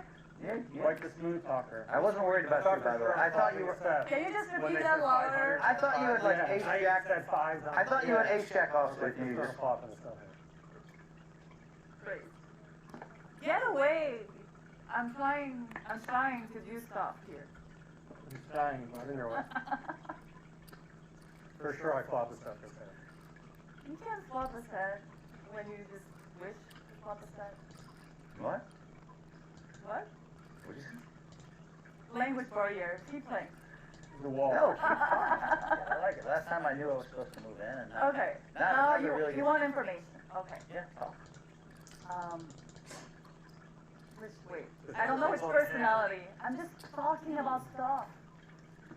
Just clicking. And you want to get 10 to 1, I flop the stuff? No. Why would you give? No. Stop. Just stop. Just stop. Oh, you don't have check the bill. Four-way once more. Simovich fans on the jack high board. He doesn't have a set. Again, He around lied. the checks. Now that third spade giving Emma enough flush draw. 600. And Helmuth barrels the sevens.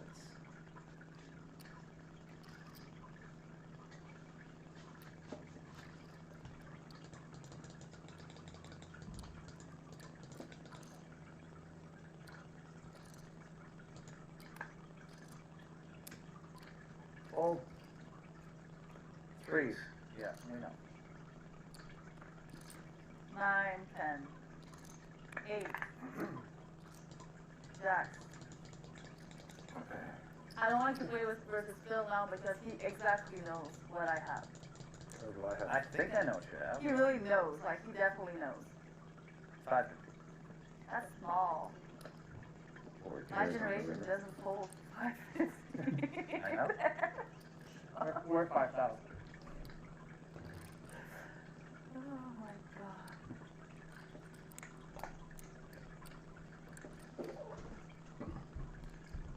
Am I gifting you chips? I'm not gifting chips to Philadelphia. This is not gonna happen that way. Wait. Can I take a healthy walk? A healthy walk? Thinking walk. Yeah, I don't With the chips. A healthy walk. Am I giving? Oops, turn around. Wow. It's the natural. Okay. Feel any better about ace king after a You're lap? talking yourself now. Yeah. Oh, I'm not gifting you 500.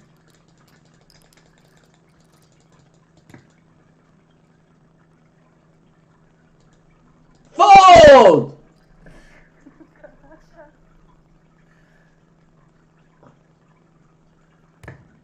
I can beat ace queen, but not eights. I have ace king, but that's. I gifted you 500. Thank you. Payday! Thank you. I actually had you on. You had the king of spades, right? Ace of spades. Oh, I misread it. I thought it was like Oh my god. ace queen with the queen of spades. You had ace. I should have walked the other way around.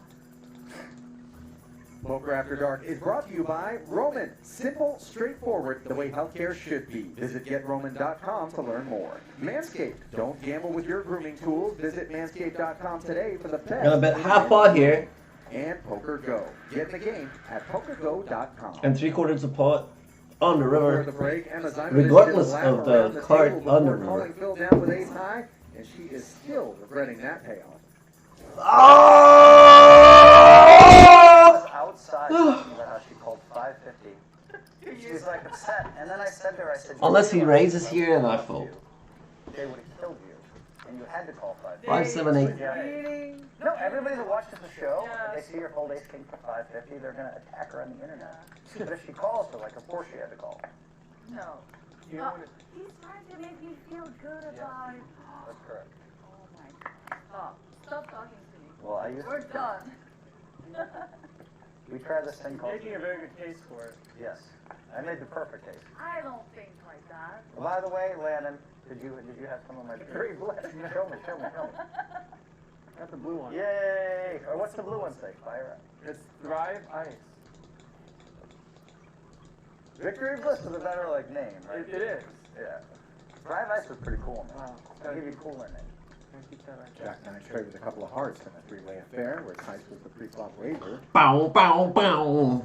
Pick bow, bow. I hate ace king. 224 comes from low jack. Oh, we got a raise to 666. Ah. Oof. Ace king suited. You wanted one thing. The coins that are different. Coins. Expensive, but thanks for the call. And Binky. Ted gives her the nuts. Now it's the second pair and the gutty still. Checks back. Now the hearts come in. The 3-better. Open, 3-bet, call. Oh! There. There we go! It'll cost $1,200 to look Emma up here. I wish I had something to tell. What? Tell. Say. We wanna build the pot, we deep enough, 150 big blind, dum dum dum. Nonsense. So good. Never lucky, never lucky. So lucky. Wow. I thought it's the cat up. 3 cards? Good fold So that time. lucky. Mm-hmm. Okay. Okay. What? Nonsensical. Nonsense. Speaking of drinking, you know that scotch that night that you with Dan Smith that we drank?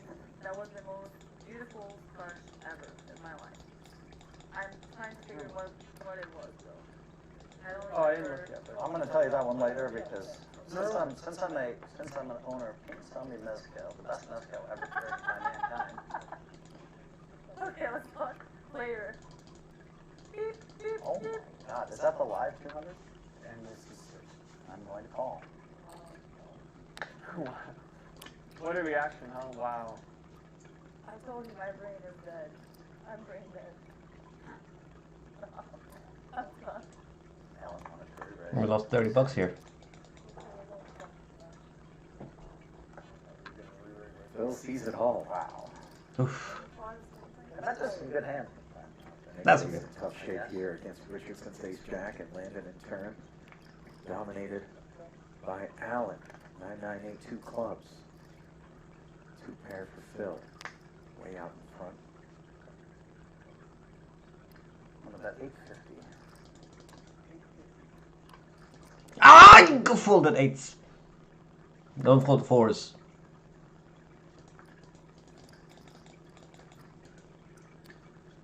$850 gets through 2 and now 3 opponents. 850 on an 8. No bluff, boys, no bluff. No bluff. But I think this couldn't be happening. God's dream gives me a free I never sense of bet over thy I can't help it if I default. I can't Even now. I can't help it if I default 10s 3 times before the flop. I didn't come here to do that, But you will. but I will do that. I'll do whatever I think is right. One time I folded them badly, and then all hell broke loose. That wasn't fun. Somebody took care of them. You have a 6. Oh, you had my 4. My 4. My 4. Why are you floating the flop with that? Yeah, like how could he be mad at me? Like maybe he felt like I took too long to play the 10s. Fine, but can you be mad at me over that? I don't think Chris cares. I think he's irritated with himself. I mean, that's what he said. He said, now I'm annoyed with myself. I think he's mad at how the whole thing went down. I wouldn't be surprised if he's 5% mad at me. But he should. I don't think he should be. Queens for Landon on the button. Got himself a customer and Phil. You never seen somebody so happy to call. Well, because I folded so many times and he raised the bottom, it's nice to pick up some okay. How many flops apiece?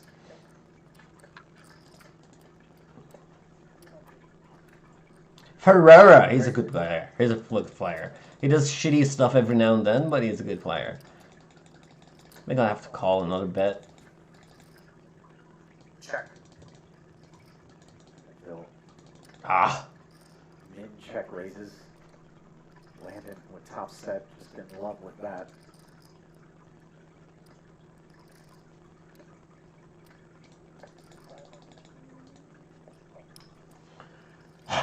all of 500. A bottom pair. No improvement on the end. 4 to a straight on the board now. Phil checks once more. 2,500 out there. Landon will pursue some value.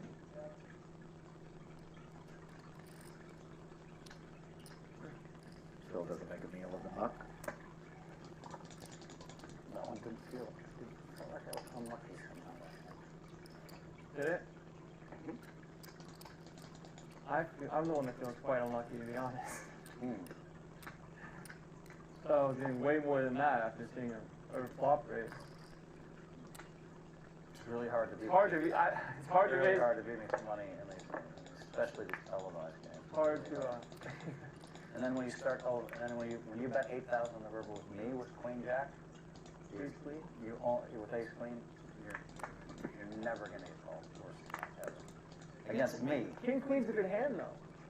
Yeah, but have you seen me in the last 10 years call off my money with King Queen with the Queen on board without it being good? Never. Once? That was a long time. Yeah, it feels like that. Down again, down again, down, down, down again. What a day again. It was not really stressful today though. But Emma wakes up with the medicine. Comes the fourth scoop. No, you know.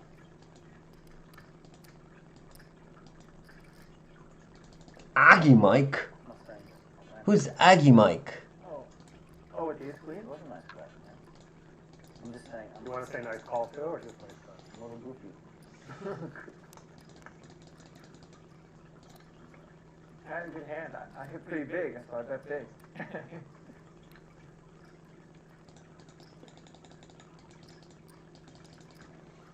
They're still talking about that. Set of queens that he didn't make money out of. 3, 4, 5, 6, 7, 8. Oh my god. If he chooses to proceed, but cost him 1,500 of his 11K to do so. And Good fold. good discipline fold there. Not being scared. Give me action. It's been quite the session for Landon Tice. First, he sent Ellie out the door in a bizarre pot that saw Elezra purchase Helmy's mucked hand, and since then, Landon has continued to impress. Let's gain some insight on the youngster by listening into his interview with Veronica Brill. You're 22. 22 now, not You're 21. 22. No more 21. Feels old. Tell me what is the key to your success so early in life? So early. I mean, I've had a lot of good friends, and I just really love the game. Spent a lot of time just playing and talking strategy with friends, and spending thousands of hours in my room just learning and talking with the best people I had access to, and being able to just sort of enjoy it, you know. Obsessed, some would say. You got it. Well, Ty seems to have a good head on his shoulders and enough maturity that I expect we'll see him quite a bit in the future. Copyright for that. Yeah, Emma can sing it for us. Oh my god, I hate country. This is just making us listen to country and I can't. You're not about I will call you.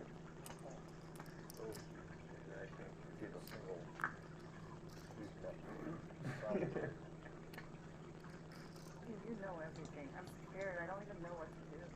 You were gonna raise. You should always be Nick trying to encourage Emma to 3-bet despite the fact that his 10-8 can't take the pressure.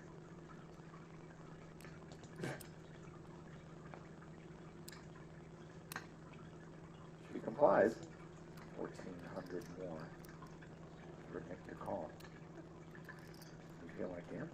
No. Did you set a shot? Yeah, I did. know. I have a really big hand, actually. Big freaking hand. Yep. I'm like a medium rare, but I love medium rare.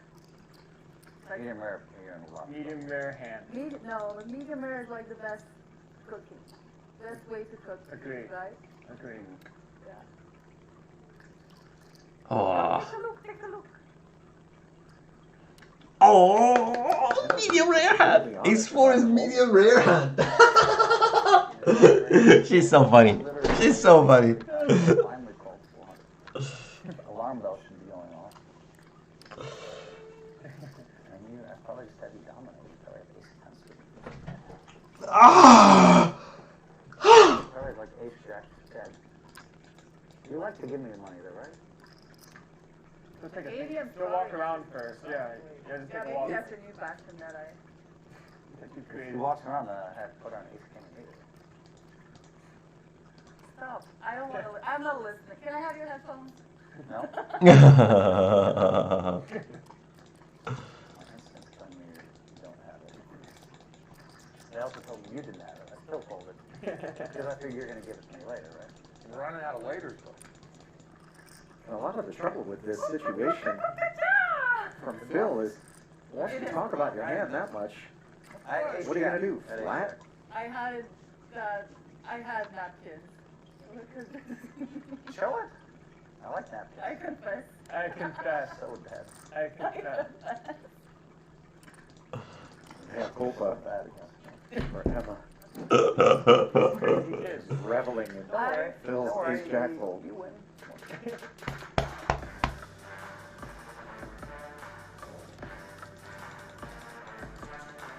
Stag is a big poker player.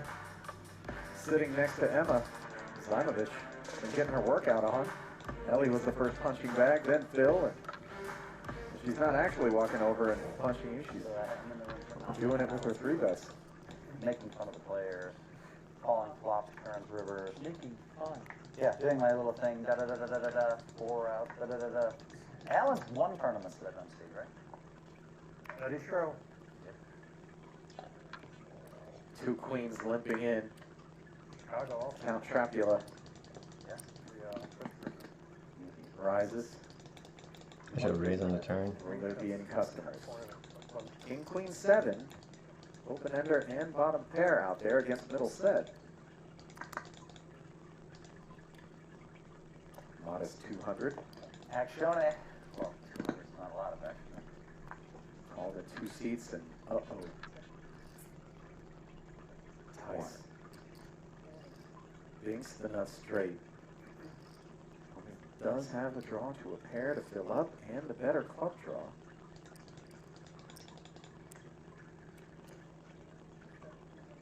Nevertheless, Landon check pops him.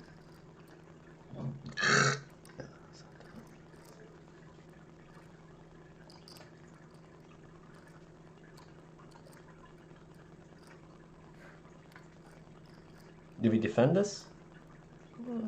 King 4, King 8. This is easier to defend, but like this is quite.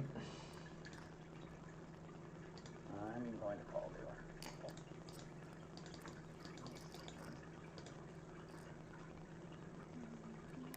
Oh! Look at that queen! Villa on the end here after Helmuth called the 1300, and is Tice going to go for a value bet or not?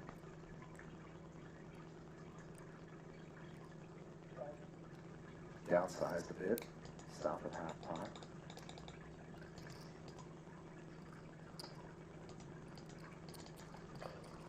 Ugh. Look at that! Look at that!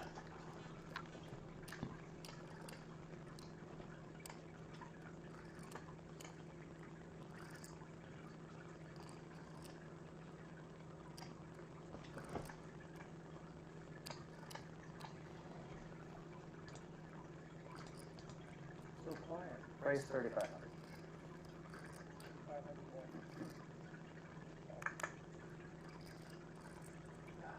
King Queen's a good hand.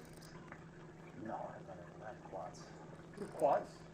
Tice not making a meal of it whatsoever. Can't beat a flush, can't beat a filly. Open with big pairs, and eventually you make a big hand, right? Just mucks it. Although I suspect that'd be the flush.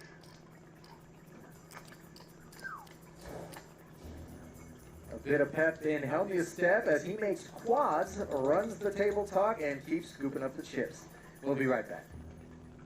Lucky piece of shit. Welcome back to Poker After Dark, and as we look at the stack sizes, it is Landon Tice sitting pretty with nearly 40K, whereas Nick Wright has the shortest stack at under 10. There I am. Boom, steady. Everybody else gets tired, they go back I to also their think this all their Alan looks like a mistakes. Rocky. And if we play till 3 in the morning, everybody, you guys are all going to be doing what your normal game will be, by then, right? Whatever that is, and I'll just be sitting here doing the same thing. That's what I do. Then folding. Yep, just limp fold. That's all I do. No. Folding 10s, flip flop. You really dodged the spot, by the way, with 10s. Huh? You dodged the spot with the 10s. Versus Oh. London.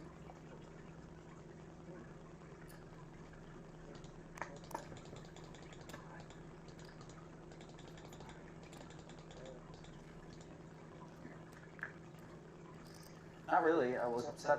Actually, I'm upset that I just didn't move in before the flop. Yeah, so. Yeah, you would have punished so much. Nick picks up No, I 3 don't callers punish as him. Helmut sits the I punish- 9-4 I tray punish him. rainbow board out. I punish him in the way I think. Like I punish him by making him get it in bad. But he was That folding makes me feel good. Right, see, that's the gutter. Real A, 6-7. Because I took so long, right? The math, Stays curious. I don't take the maths in those spots, but they do. High, the best hand here, and look at this card. Math is strong, remember? Oh, I love While math. Nick has hit the 6 to make the I'm best just hand not sure that I for read Richardson. the same math as Takes that I up read the same math. the straight and flush draws. He was hunting equity when he floated the flop. Won't be able to check raise it as Nick checks back Variables. I do like some variables. He doesn't input the same variables. after breaking the end. Allen fires 2,500. Nagu Bale from Kazakhstan. Nagu Bale makes it 3. King 10 off. It's not a call, but yeah, let's go.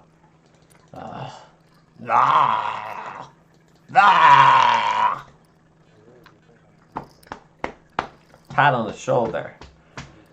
Know what's wrong, don't do it. Know what's wrong, don't do it. Don't continue. Don't compound mistakes. Compounding mistakes is worse than making mistakes. Oh, Schnitzelto! It's here. Roofy VH.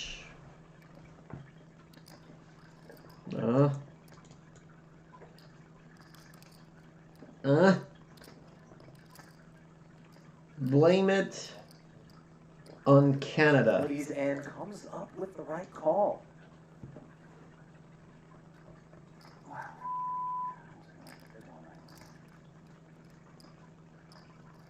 How can you keep the amateurs? They raised with the 6-7 offsuit. Oh, that's a little deflating for You're Richardson. supposed to jack 9 suited. Then you realize, Nick wait, gives him a shrug. are you winning now or losing? I'm stuck a little. I'm still, it's going to be a long mountain to climb back from my 14,000 I bluffed off. When a card comes, which is in my range, but they start to bet. That's true. I wasn't good reason. Yeah, it's not like I thought she had, because you raised 900 pre-flop that hand. So Yeah. That's fine. Yeah. Your point that you would have checked back the second jack if you had an overpair, not like, You made a really good call there. thank you, but that's like, once you said it, I'm like, oh, clearly, I just was committed to myself. This is not an open. 5-6 is 4-5 is a I don't know why. good 3-bet. Don't 3-bet. Okay, good. Hold on. 6, 7, 10, and a couple of spades. Nick out flopping the 2 9s. No c-bet out of Emma.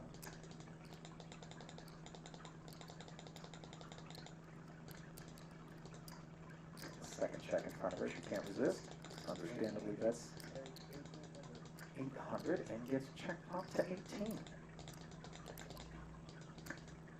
Nick's got moves.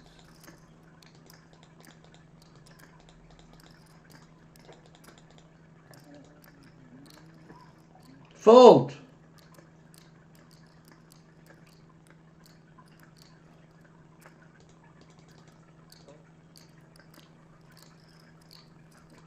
Wow. Here we go.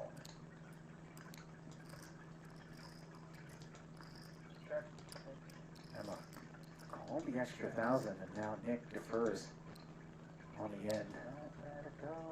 Might she have been able to move them off the 10? We'll never know.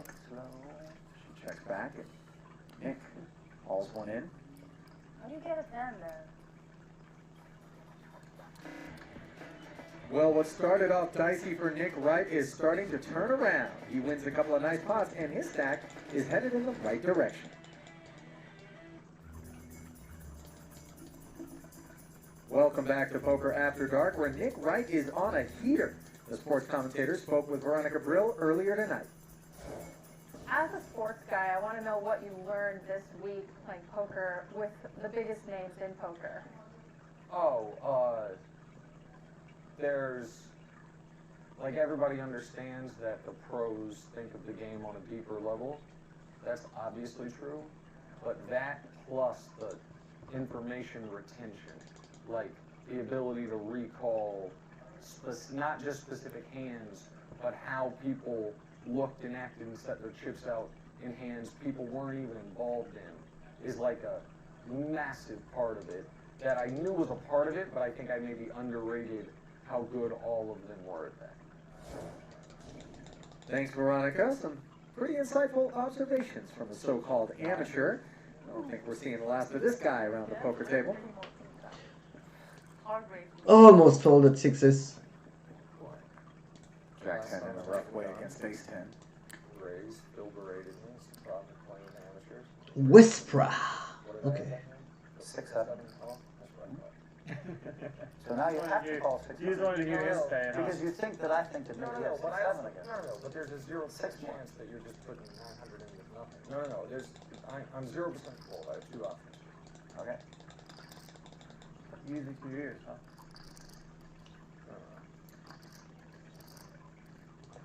I have a little more in there.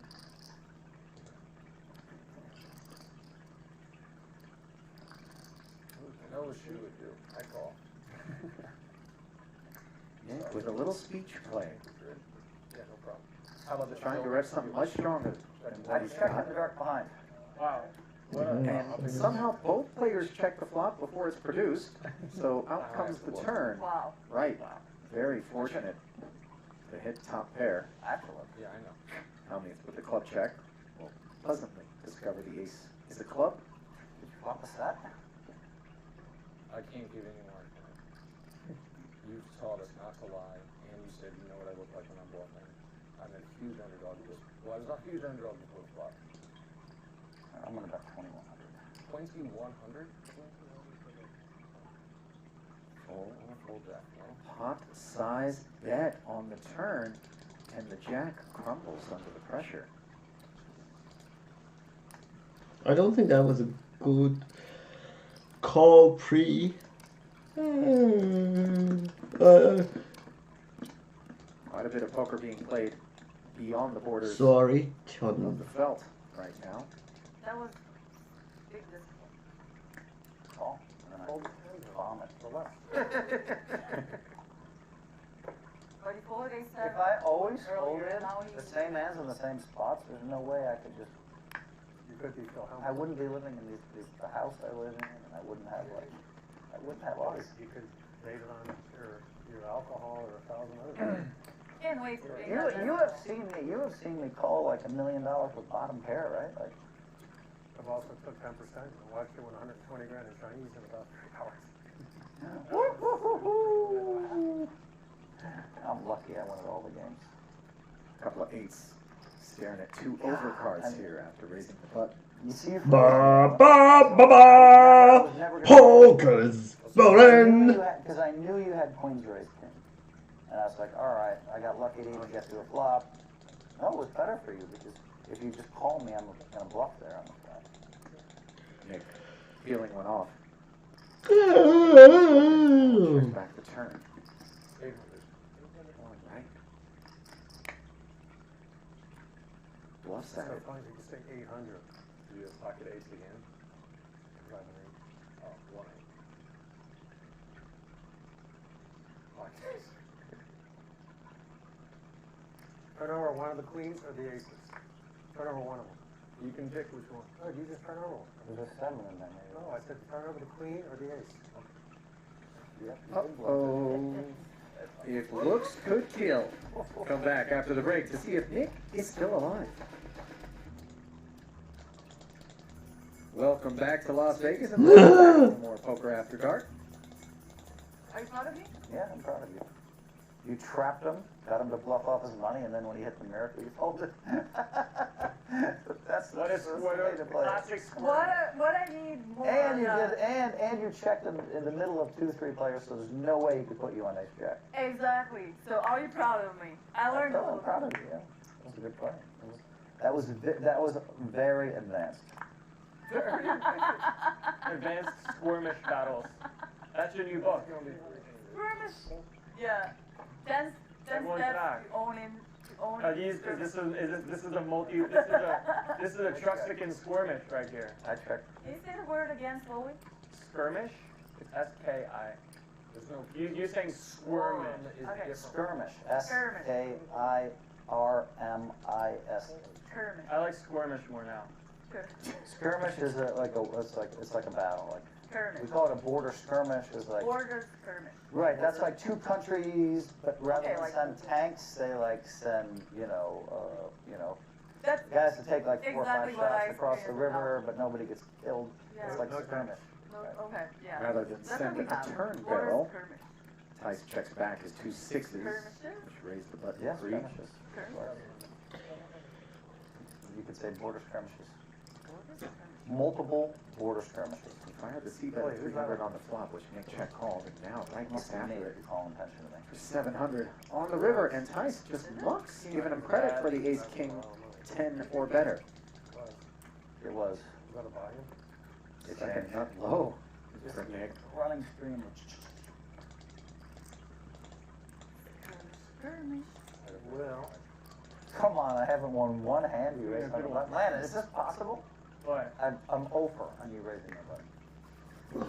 I'm filming 5 hours. Or him raising a big blind from his button. Yeah, you got it right. You're correct, 100% right, Nick. That's how it is sometimes. That's what I meant. you're actually gonna block 30 wins in a row tonight. Yeah, but the problem is that when we filmed high stakes poker, I just won small over 3 sessions, which means I had a couple of small losing sessions in there. So my record was literally 27 out of 28 times winning with 1 break even in there. And then So you're gonna hang on to that like 8-8 win. it's gonna be it's hard to beat me out of a chip anyway. How are you gonna beat me out of a chip? 4 minutes. I'm upset this hand. Can I have my hand back out of the muck, please? You're up in 4 minutes though. Go ahead, just deal with it. I mean, I would I would have to deal I with made the a number of mistake hands. folding that hand. Nick's got the goods on the button. Or whatever. Decides to check back to king high flop after Emma defended her big. Second overcard on the turn. 600. Finally on the river. It fires. Does have a 4.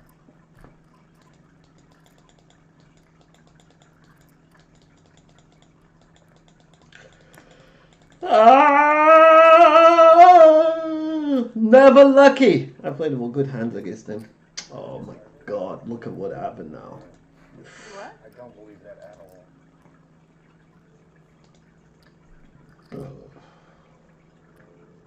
Trust your gut, Nick. I basically just have an 8. I don't have an 8, but it's basically what I have. And I just don't believe you. You had an 8? No, I don't have an 8. Okay. But You have I 9? definitely have that. And I just don't He believe was like queen 5 or 7. I have a 4. Okay, I have queens. Okay. Good sniff. What a smart play. How did you get even in this game? Beautiful. Well played. Can't help yourself, huh? I can, no. Well, it was a good bluff by Emma, but an even better call by Nick. More Poker After Dark after this. Poker After Dark is brought to you by Roman. Simple, straightforward, the way healthcare should be. Visit GetRoman.com to learn more. Manscaped. Don't gamble with your grooming tools. Visit Manscaped.com today for the best in men's grooming. And Poker Go. Get in the game at PokerGo.com. I let him win 20 pots in a row, and I ran into you. Are you losing? Yeah. Okay, this very, very nice pot, dude. Well done.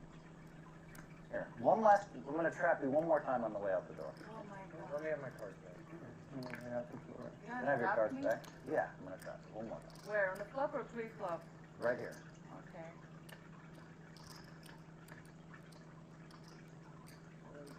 Well, the trapper is about to be the trappee once Tice wakes up with this ace king.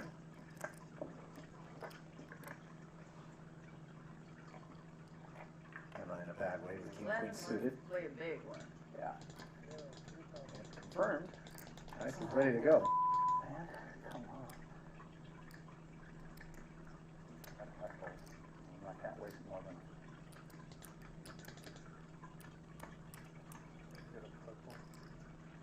What? Better play the hand, Alan. And He just exactly wants stop more. her from playing the hand. You know I can't help myself. It's just like how hard. How hard do you want to try? Don't want to be in here for half an hour. You just go and cash and order spicy margaritas. No, I can't get there. Emma calls and fans. Same story for ace I'm a little king. bit pissed off about the last hand because I check raised land and white because I thought I was right, and I ran into her. But I waited 20 hands for that. A little more bashful post flop with the $1,500 sizing is landed.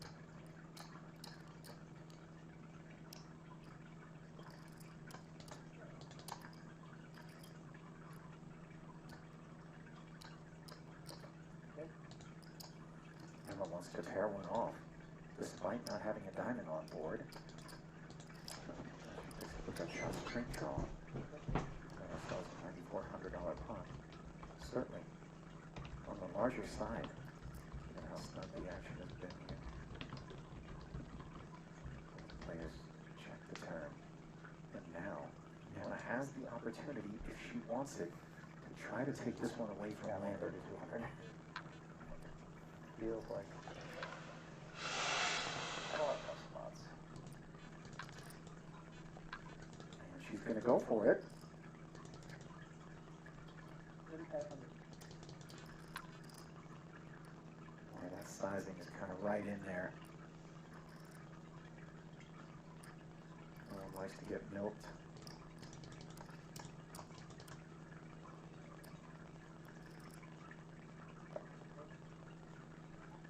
And he sniffs it out.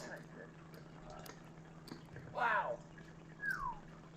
Couldn't help yourself, huh? At king high, no, of course. I went in with ace-8 suited. Yeah. She couldn't help herself. I couldn't catch her though. That's unfair. Yeah, there's king. He has to call. I know. Impressive body of I work put can. together by young I wish Landon I felt Tice. something. A little I'm emergency just saying. fair. A little. Yeah, I couldn't catch Emergency you king today. is fine, you know. As he Emma, I couldn't catch you I today. can't complain. I was put a going to solid Queen? punctuation point on his session, and Emma Queen?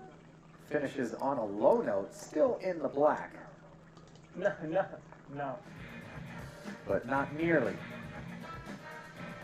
up around that high water mark that she All right, set we're for gonna take herself an hour break. not long ago.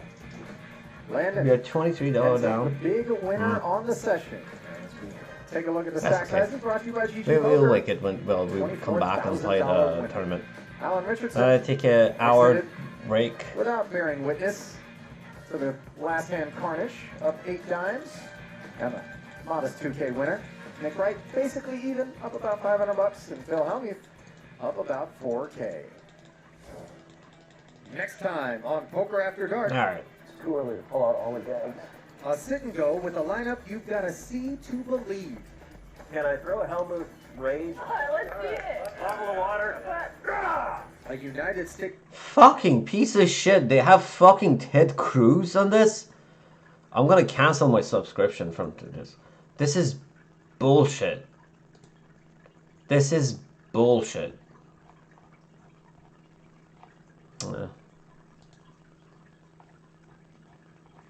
Okay, apparently Jungle Man has a podcast. I can't find it, but Jungle Man has a podcast. All right, thank you all. I'll be back in an hour. I have the Double Deuce tournament. I backed chips in Double Deuce tournament. I actually can show what the situation there is. Game info, my tournaments, the Double Deuce, go to the tourney. And luckily, there is no, everything is done, and this is awesome. Alright, how can I show this? Let's go to this fucker. And gives me, is it this one? Yeah, the Double Deuce. Alright, let's show where we are at, what we are. So it's a 2-day tournament, and we have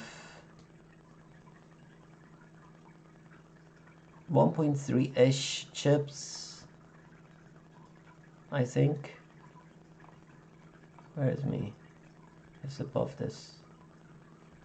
I have 1.4 chips. Oh, here. That's where I am. I'm number 93 out of 700 people. It is, all of us are in the money. Buying was $220 and two. I didn't, like, it's just single bullet. I ran very well in the flight that I was playing. I won the flight. And I think we're good. We're gonna hopefully run lucky. It's about 50 big blinds or something like that. Yeah. Does this show here? Oh, perfect. This is not a separate window. Yeah. So here, level 19 we start. Level 19 is 12.5 to 25K big blinds. And we have 1.49, so 1.493 divided by 2500 is 60 big blinds, 59 big blinds. Okay, and then here there are a lot of 10 big blind people. I think we should have like a chart, like how many people and number of big blinds we have. But it's a good spread. Like we have people with like 3 big blinds. No, 1 big blind, 2 big blind, 3 big blinds. So, but the game is slow. So, I'm excited for this. I'll see you guys in an hour.